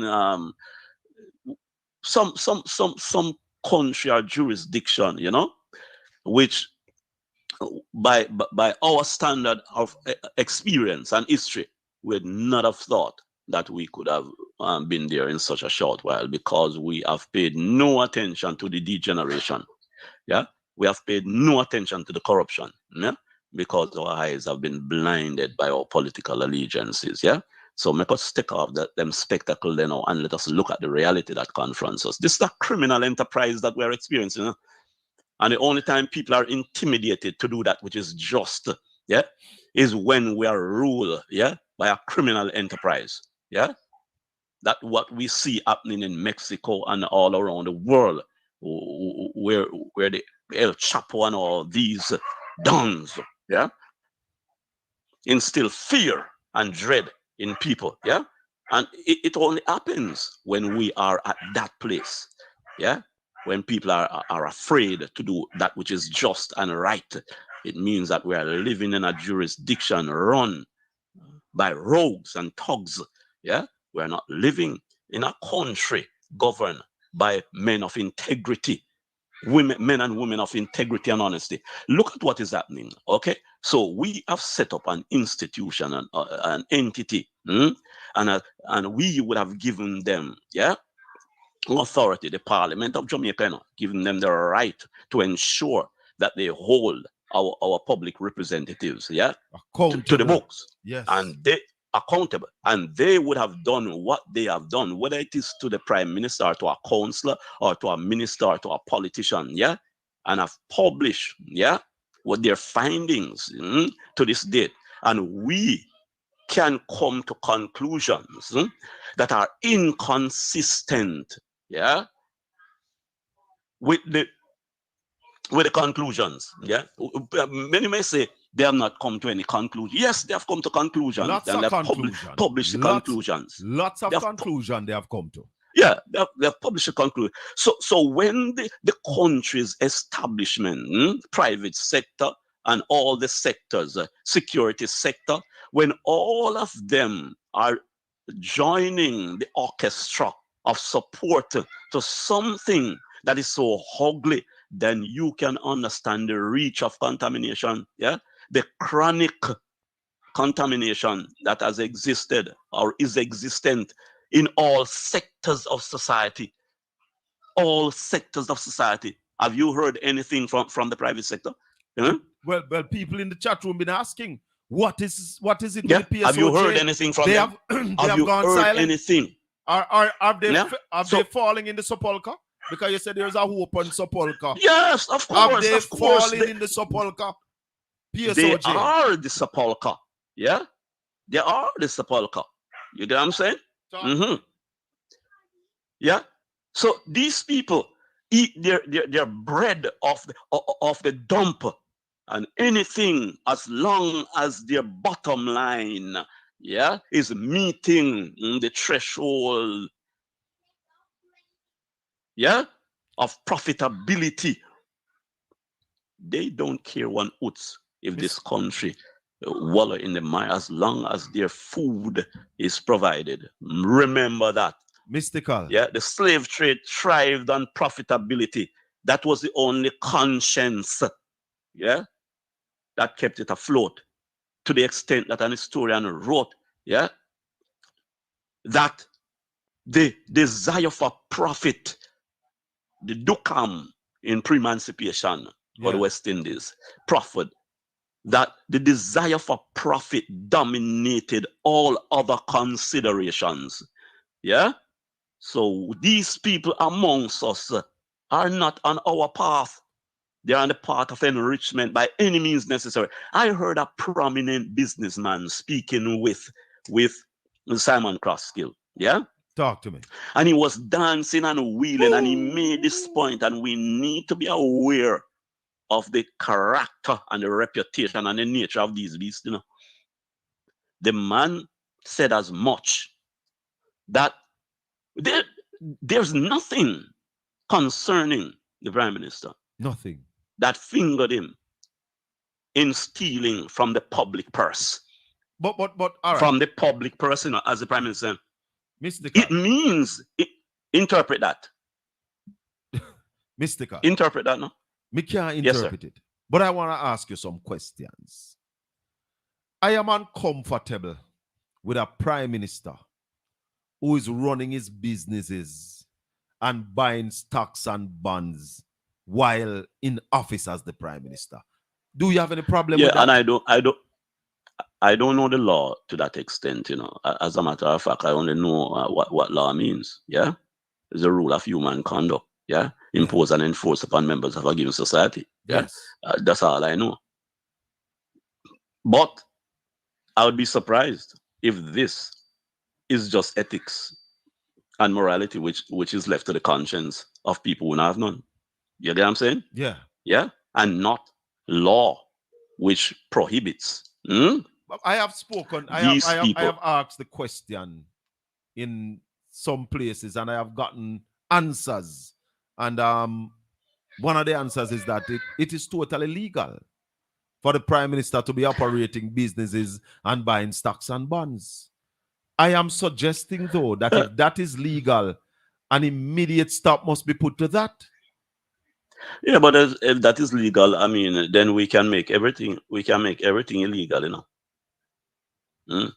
If that is legal, then everything else is illegal, you know. Yeah, we have to understand certain dynamics, you know. Yeah, rational dynamics, you know, which are applicable to rulership and leadership, you know. If the dynamic is not rational, you know, then it mustn't be applicable to rulership and leadership, you know. Answer yeah? this. All over the world, I have observed that people who ascend to the primacy of place, yeah, in governance, would have step aside, yeah, or set aside rather, recruit themselves from direct involvement in whatever business they are operating. Recruit themselves from direct. But it is clear that this man's fingers were on the pulse throughout his tenure, right throughout his tenure. I remember it's about 9 years this man has been at the helm of government. You know? Yeah. What would a Prime Minister be doing? What would a Prime Minister be doing with 28 accounts? 28 accounts. I never heard that. What would a Prime Minister or even an individual be doing with 28 accounts? Boy, to discuss this matter, you know, will take a length of time, yeah, which I know you don't have, yeah. But right away, I don't even think Elon Musk, with his big empire, yeah, has 28 accounts. I don't believe that the biggest private sector enterprise in Jamaica can be found with so many accounts, yeah. And if you, I want to jump, you know, if you, SHACKA, Colin Bell, are found with so many accounts right away, you would be flagged to hell. But that's one of the reasons why it was flagged by the Integrity Commission. But anybody would have seen that right away. Me not even flag it, you know, right away. Me I prosecute that, yeah. Because you'd have to justify. You have to rationalize, yeah, the relevance of having 28 accounts as an individual, yeah, as a man, first citizen. Man is first, and you can't get primer than that, you know. You are the first citizen. When the question is asked about Barita and Barita saying them have prime, yeah, prime client customers. I mean, you can't get primer than that. So let us destroy that, yeah. The man is the primus inter pares, a first citizen. Yeah. You can't get it higher than that. Right? You can't get it higher than that. Me and you wouldn't be so fortunate, brother, because me like a loan right now without collateral. And the amount I of think how come the banks make so much mistakes with these accounts? But I'm happy that you reach there. I'm happy that you reach there. There is no way you, SHACKA, or I, would have been allowed, to intertransact, so many businesses, so many accounts rather. You would not be allowed. You'd have been flagged.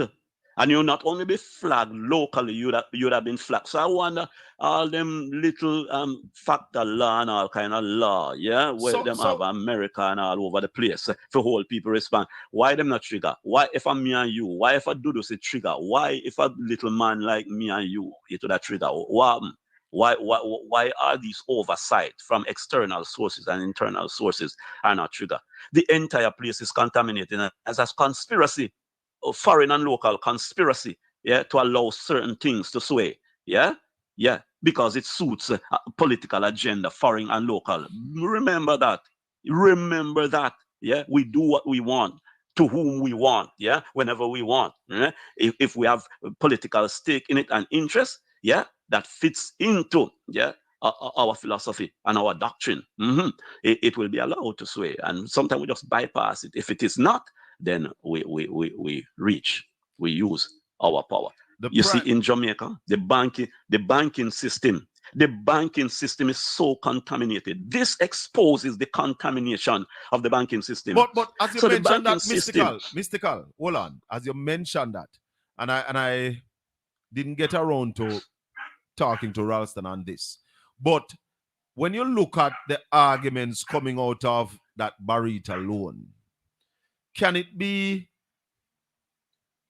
put aside to what causes FinSAC back in the day when people were being given loan without the correct security in place? SHACKA, you have preempted me, and it means that you have a far insight into all the financial dynamic, and the principles which have been established to all these entities to account. Listen to me. That was one of the primary reasons why FinSAC had to intervene, that caused the collapse of the banking institution in Jamaica. That is it. That is one of the reasons. There you go. You get what I'm saying? So what it tells me, that we are in a what? We are not on a trajectory whereby confidence will take us into something different from what happened in the 90s to what will happen now. One of the recommendations from the IC report, is that the FIC look into that matter. FSC, The FSC should look into that matter of that loan that the Prime Minister got from that financial house.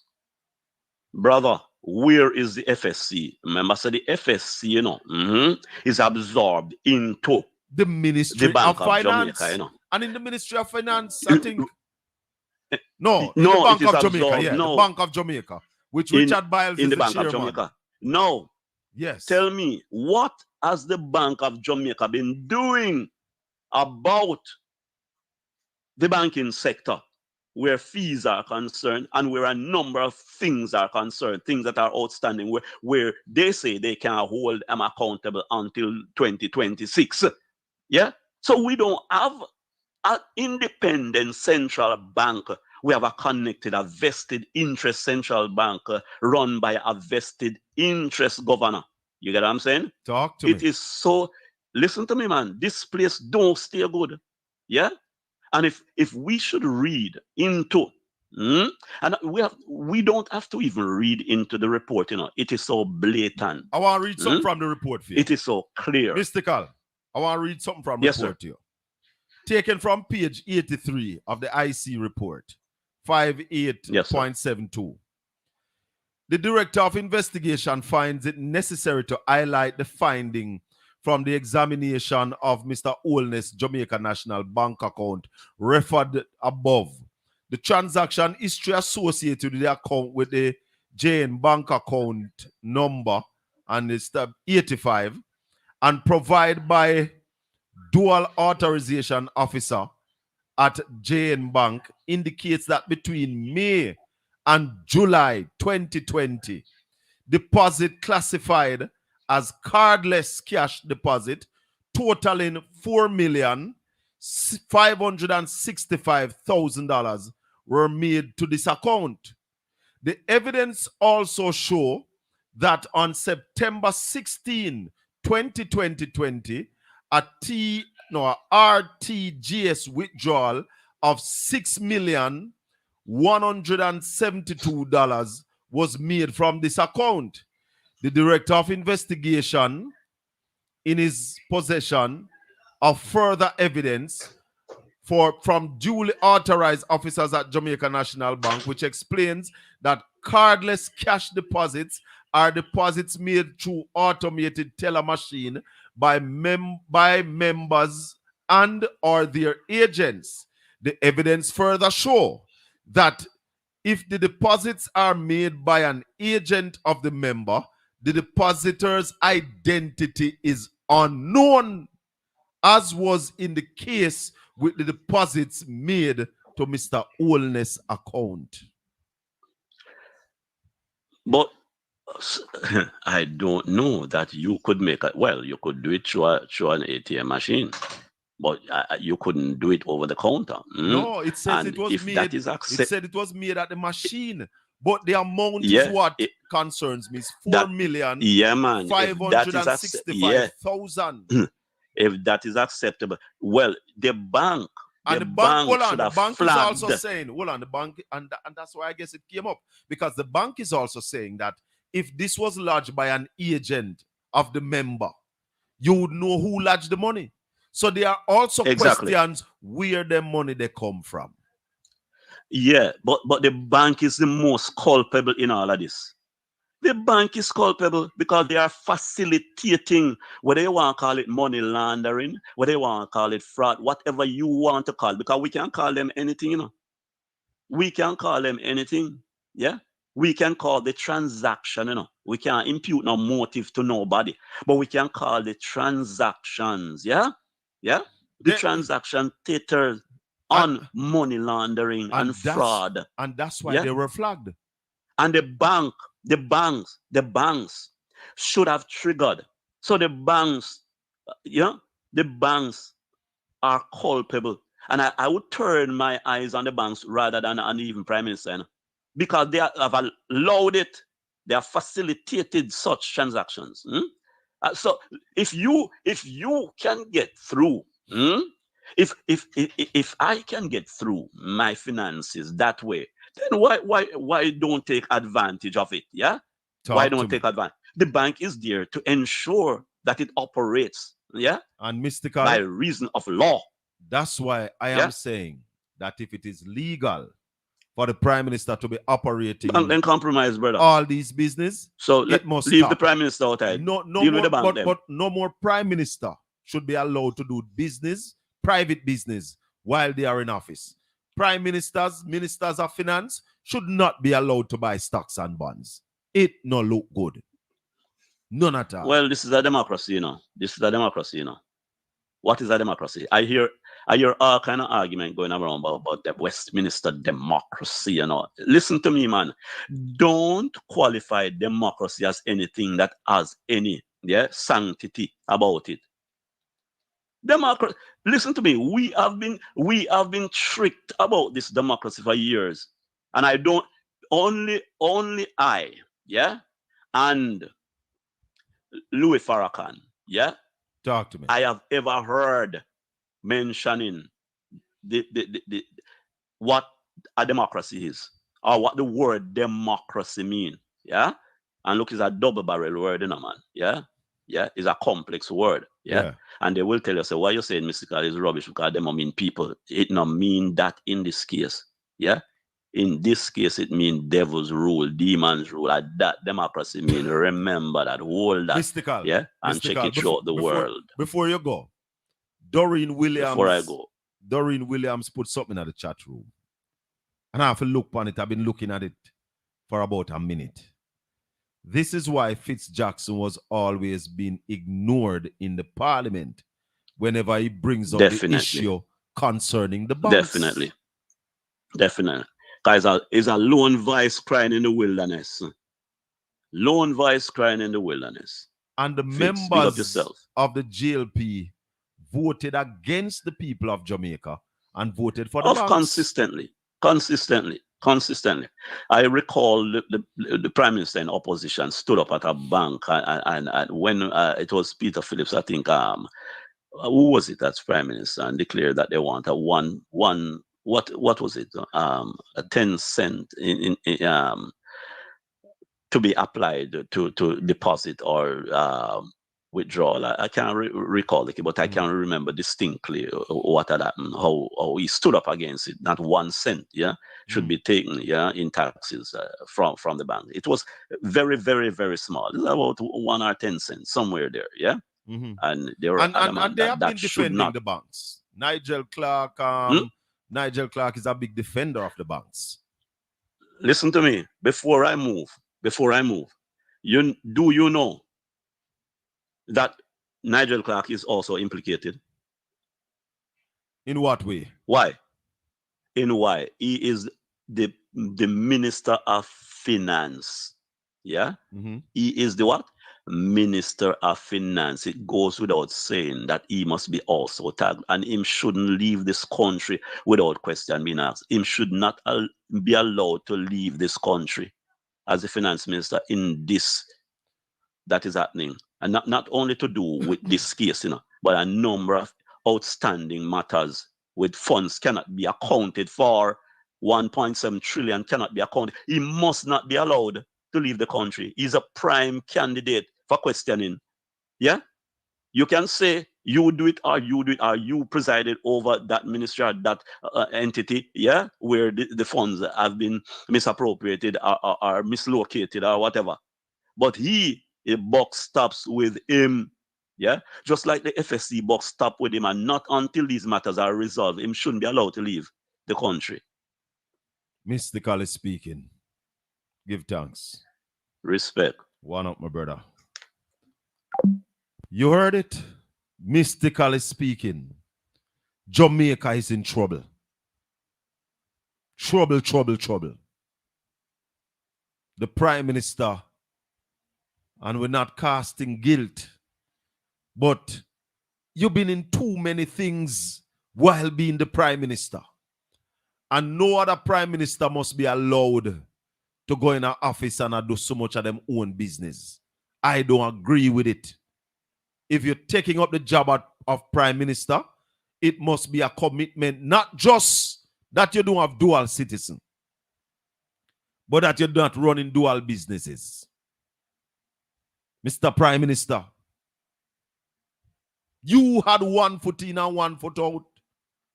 You had 1 foot in a Jamaica business and 1 foot in your personal business. It must be the country over self, brother. So you have to decide that, listen, oh, my God. So that's why you could have given your salary. Because you juggle. The man a juggle, so he give him salary. You want to talk on the air?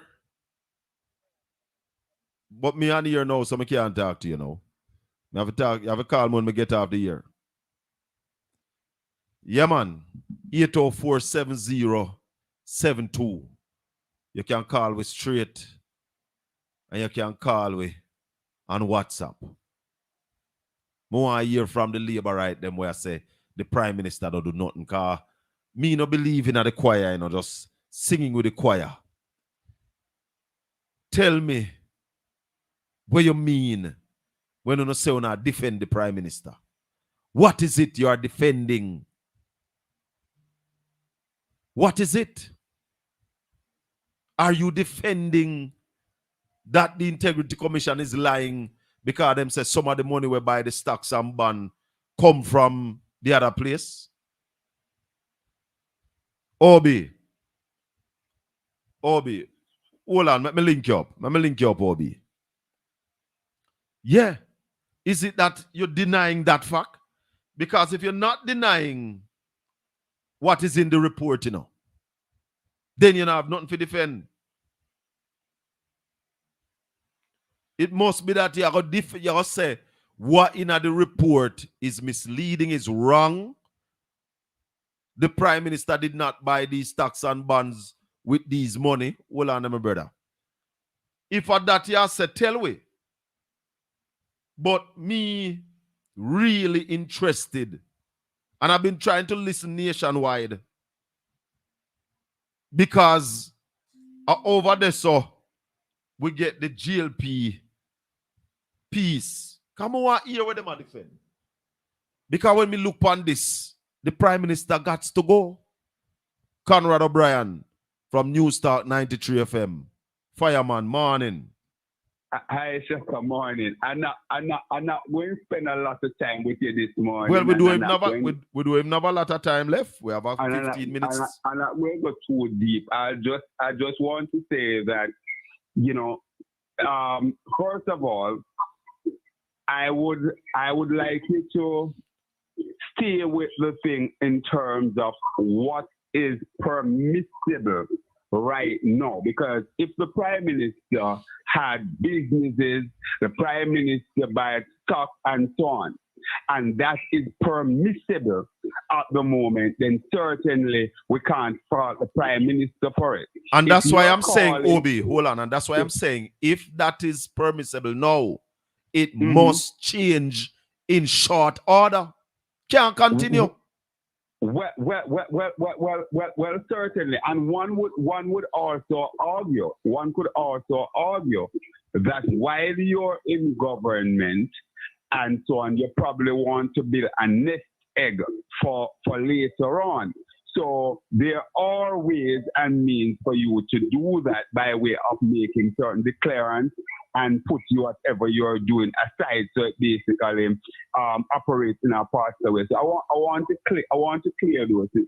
I want to be fair to Prime Minister, the Most Honorable Andrew Michael Brogard Radamole. Obi, hold on before you left that point, because I don't want nobody misunderstand me either. If it is legal now and the Prime Minister is doing it, you can't find him guilty for it. It's legal.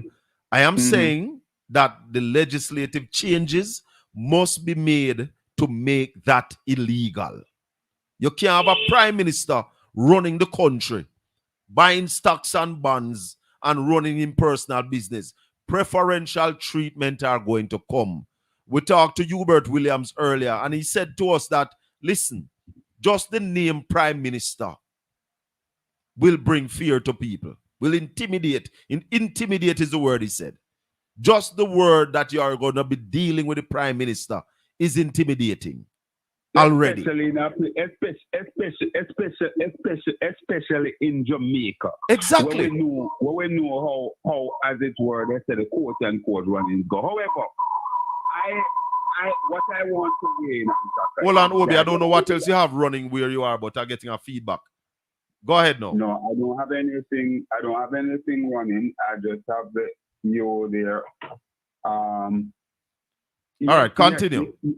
Yeah. So, however, what I want to say is that I would urge every person who are literate to read the document, and I will also urge persons who send their children to school to ask their children who are up on the gadget, or persons who want to get the thing print out in hard copy and so on, to get that on the way. So basically they can get it read to them, or who can read it for themselves. Do it, because certainly when you peruse the document, as KD would say, that there are a lot of things that jump out at you, and it indeed begs the question as to whether or not Prime Minister Holness at this point, as it were, is fit and proper to continue in the position of Prime Minister, right? And I believe that once you reach to that level, then certainly it behooves you to do something that is still in the Prime Minister's in the Prime Minister gift so to do. And that, in my opinion, is to go to the Jamaican people, go to the poll and seek a mandate. Because if the Jamaican people decide that, listen, they are going to vote back for Mr. Holness as Prime Minister, then all of us will have to shut our mouth. Give him a show of confidence. That would be a show of confidence. Absolutely. So if the people of Jamaica decide that, listen, Mr. Holness, give them the opportunity to go to the poll and they wish to return him as Prime Minister, then I believe that, you know, that would be the settlement of the argument, irrespective of how some of us may feel, because it's the majority that carries, and when we say the majority in this case, it means that the majority that participate in the democratic process, and that is why even when we talk about the small amount of people that turn out at the last poll in 2020, I tend to shut down people because I said to them, listen, at the end of the day, it was open to all of us who were on the voters list to go out and participate. And a small minority decided to go, but it turns out to give the Jamaica Labour Party under its leader, Andrew Holness, a majority of 49 seats. Right. Those are things that we have to be mindful of, you know. But what I'll say, Shaka, basically looking at it from where I sit, it doesn't look good. There are a lot of questions that must be answered. And what are your biggest questions you want to ask the Prime Minister coming from the report? Well, certainly, Chaka, the banking arrangements, how those things basically move through the system is one of concern for me. One of major concerns for me. It also Chaka, the favored treatment that seems to be given to the Prime Minister as it relates to the Barita situation there. That's another big question there that has to be answered. But Obi, that go right back to our point, you know, that if the Prime Minister is actively doing business, he must get those preferential treatment is the Prime Minister. And I agree with you, and I'm not mocking it. All I'm saying to you is that what happens if the Prime Minister is engaged in activities that are permissible, then served under the democratic process. Right. Then we have to understand, we have to cut him that slack as to how he was allowed to do it. Then that's where the question comes in. Right. And for those who are saying that the man not did it, we say, have you looked at the information? This is the Prime Minister. This is the Chief Servant. No, but that's what you heard Desmond McKenzie in the news last night. The man said Labour right must go there and defend. What Desmond talk is just a bag of tripe, a bag of nonsense, dire tripe. And certainly I don't know what Desmond threatening to go on the road to demonstrate about. It's the other way around. The people of Jamaica need to demand answers for these things and so on. That's where I stand. You see, Shaka, I really want to be able to sleep when I go to my bed. And I want to basically be in a position where I prepare myself that if my maker decides to take me sooner or later, I am there with a clear conscience. And just looking at it, no matter your politics, it really doesn't look good. Also, there's another thing that comes to the fore. You know, the Prime Minister was always pilloried, asking the question if he was one of those who were cited for illicit enrichment. And there was a definite silence on that. And to basically put out there that you, one day after, you were aware and you sat there for over a year and didn't say, all right, fine, I probably didn't cite it, but certainly after that, it came to my attention. That also doesn't go down well. And what with about the me. fact? What about, hold on, because something that has been missing out of the conversation. When did the Prime Minister put the gag order on the cabinet members, on the members of Parliament? Because the Prime Minister went to cabinet and said that no cabinet member or members of Parliament should talk about the illicit six. When was that? To the point where it draws comments from Delroy Chuck, who said that whenever he steps out, people were asking, "Are you one?" And he of wanted the to talk. six? And he wanted to, you know. No, but you see Obi, what happened, Shaka? Obi, this is important. And when you come off of the call, and when I get off, I go and do the search to find out when was that gag order placed. Because then it would mean that the Prime Minister put a gag order on the cabinet to protect himself. Well, certainly that is all. That is an argument that is becoming more and more germane as we drill down into this, and it definitely is a reasonable question to ask, Shaka.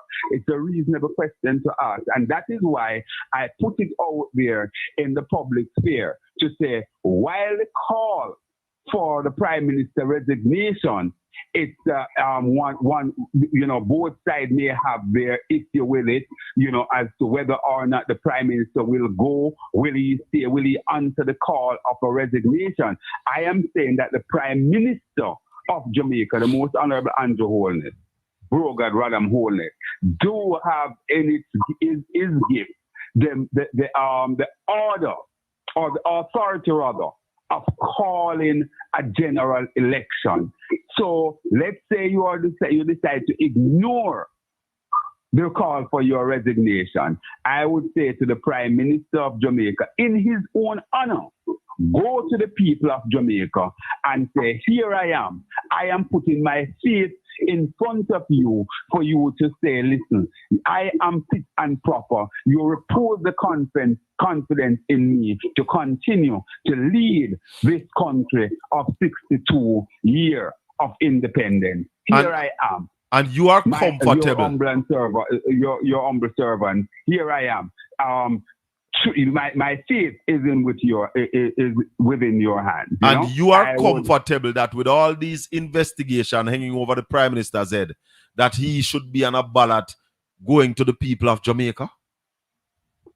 Listen, I am saying that the people of Jamaica, the people, I am taking the position that the people must be the final arbiter.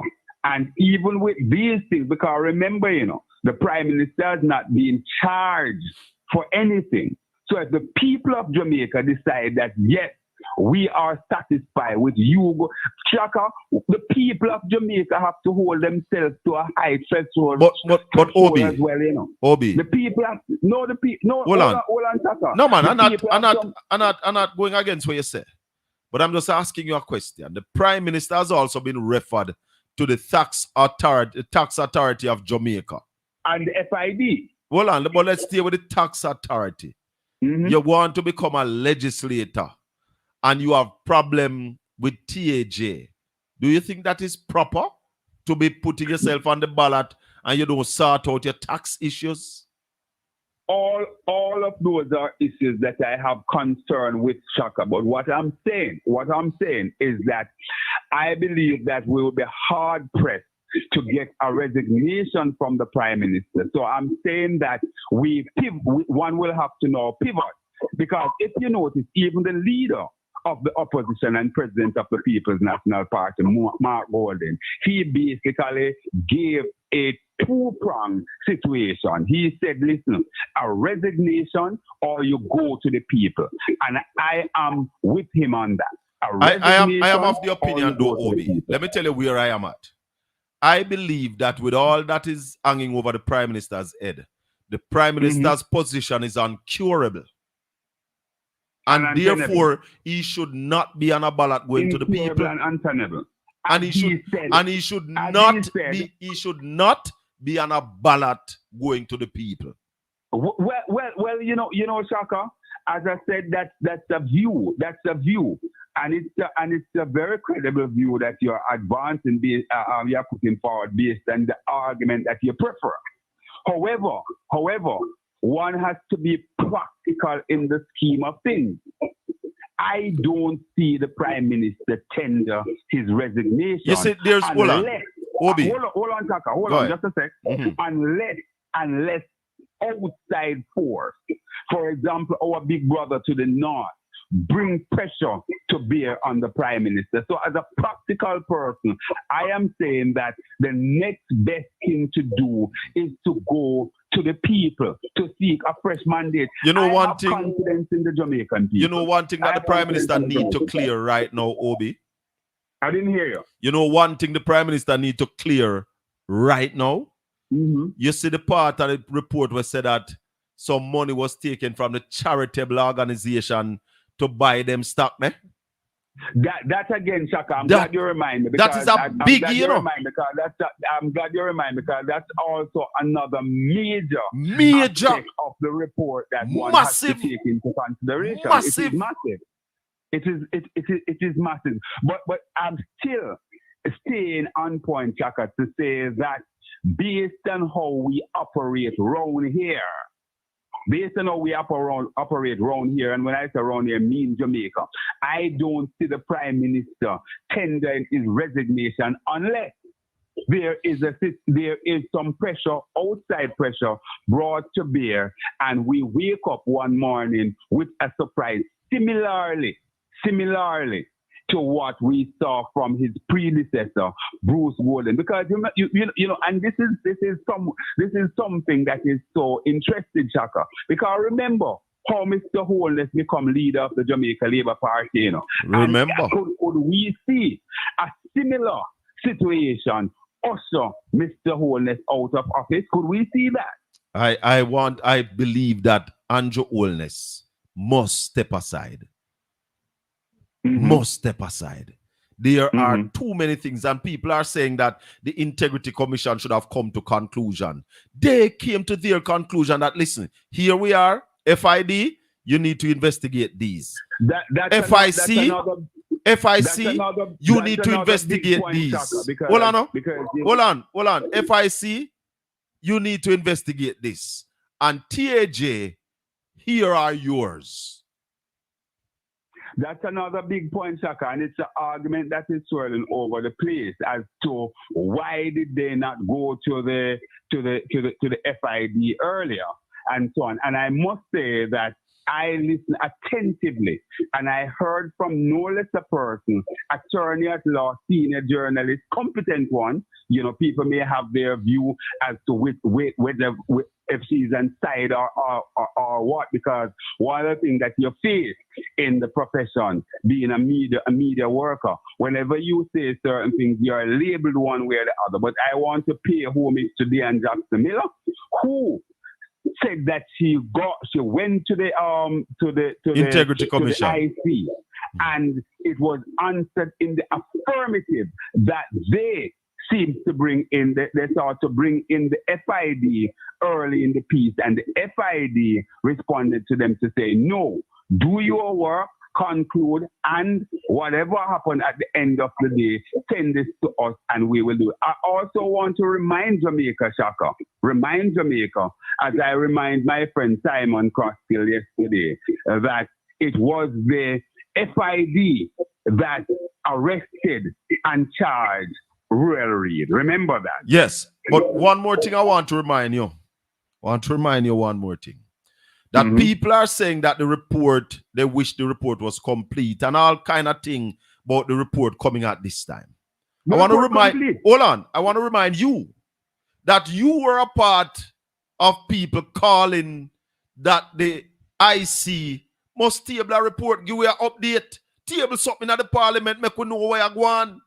All of us were saying it. So the man them do now is table where they are. They could have table before now, you know.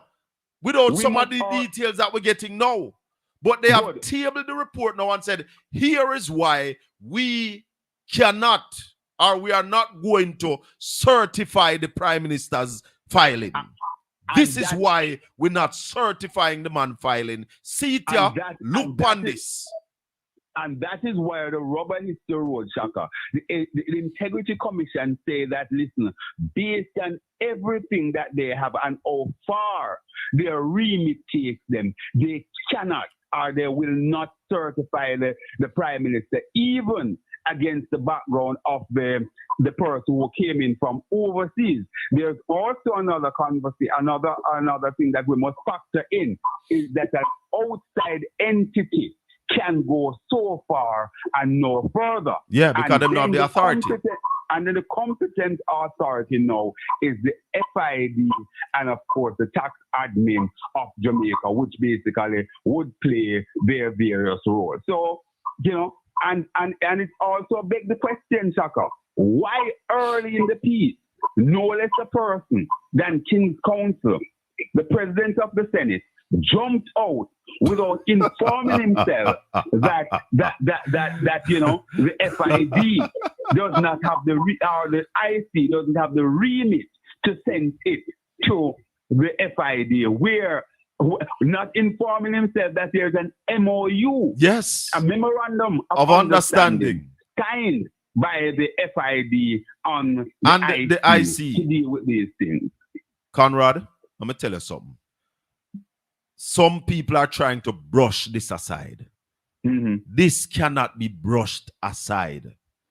The Prime Minister have questionable actions as it relates to his finances. And the questions are not yet answered. And these questions needs to be answered by the Prime Minister and his people. The people who are going to be asking the question need to be allowed to ask the question with free from any intimidation and any pressure from any office, especially the very high office of Prime Minister. And that is why we are saying that the Prime Minister must show integrity, must show humility, and step aside. I agree with you, Bert. If you want to call the election, that is up to you. I am not saying that the GLP must have to call an election, no. But the person who is leading with all the questions swirling around must take for himself, get these questions answered. If you can answer them in quick time, you answer them and forward.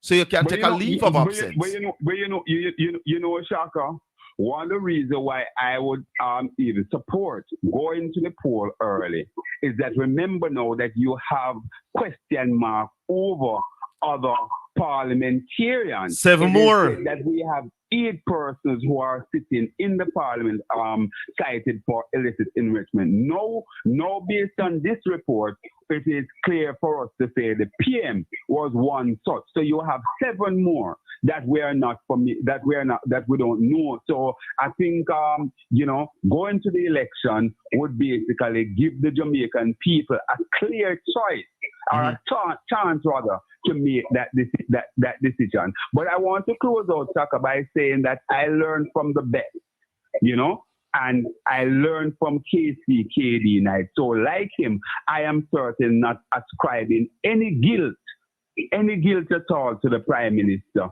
However, I say that there are some things that jump out of me, and like KD, I am seeing conspiracy in some of these things, because certainly all of what we're seeing seems as if it would have to be done through the accomplices of other persons within the scheme.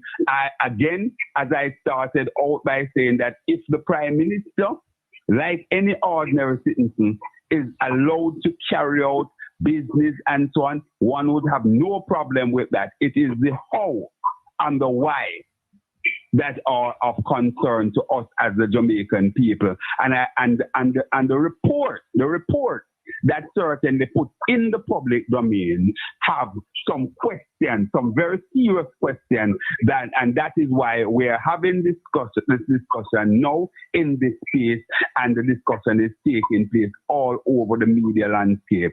Some people believe one way or the other, but on the face of it, certainly there are some questions, very, very tough questions for the Prime Minister. Thank you, Obi. Respect. All the best. God bless you. One Take love. care. Conrad O'Brien, News Talk 93 FM, every Monday and Tuesday from 9 to 12. My listeners, my viewers, my subscribers, click the subscription, click the notification bell, like up the video, share up the video. This is where we break down the thing and make people can understand the thing. We are not casting guilt on the Prime Minister. We're not saying the Prime Minister guilty of anything. But the Prime Minister have a whole heap of questions to answer. And the Integrity Commission has turned it over to the police. It's the police. The FID is the police, Jamaican police, that investigate financial crimes. And there are a lot of questions. So therefore, the questions must be answered. And you might need court order to force the Prime Minister to answer some of the questions. The Integrity Commission said that they have asked for impersonal spending, and him said, nah, give them that. You might need a court order to get that. Lot of transaction, 28 bank account, 3,000 had transaction over a period of time. The Prime Minister net worth increased by 100% from 2018 to 2022. And unlike a lot of people who sounds comfortable with the Prime Minister doing business, operating his companies, buying stocks and bonds while being Prime Minister, I am uncomfortable with that. And I am calling for legislative changes as it relates to what a Prime Minister can do, the level of business that a Prime Minister can operate for himself while in office. I think it should be null, none, nil. You are the Prime Minister for the country, run the country. And you see, that is why PGA Patterson increased Prime Minister's pension. That's why the pension was increased to your salary. So when you leave, you still get your pay. You not leave and go suffer. So those people who are talking about the Prime Minister have to make money while him in office.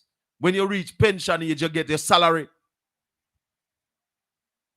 So you shouldn't be hustling.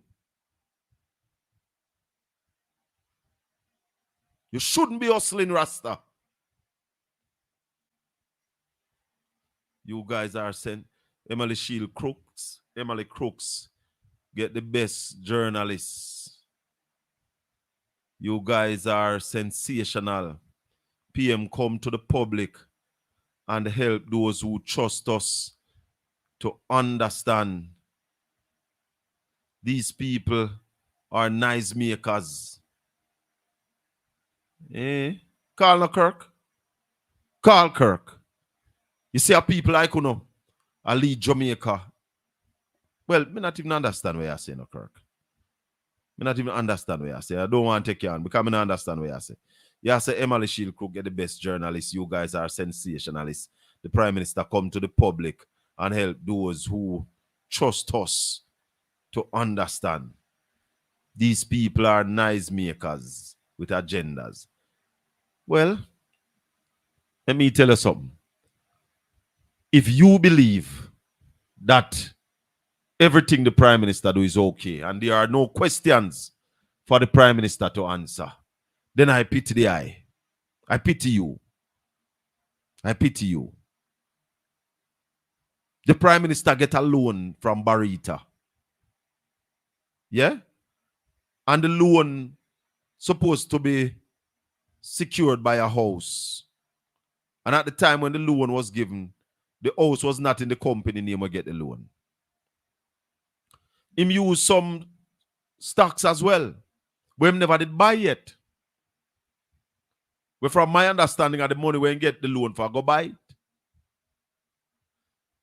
So, it sounds like him get a unsecured loan. I'm going to play this again before I close. No, it's fully green, Kirk, fully green. I don't think I'm fully done.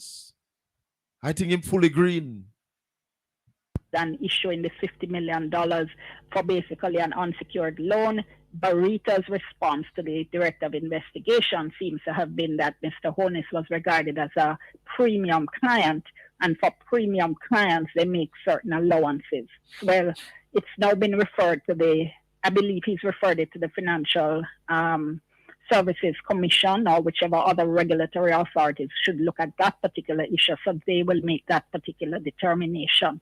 But again, I think that if there is a red flag for the director and he believes he ought to send it on to whichever other agency would look at it, I think that that's entirely legitimate, especially since that I think we have to put everything in the context of the difficulties Jamaica has had over the past few years by being on this quote-unquote gray list of countries that were believed by FATCA not to have taken sufficient measures to deal with money laundering issues.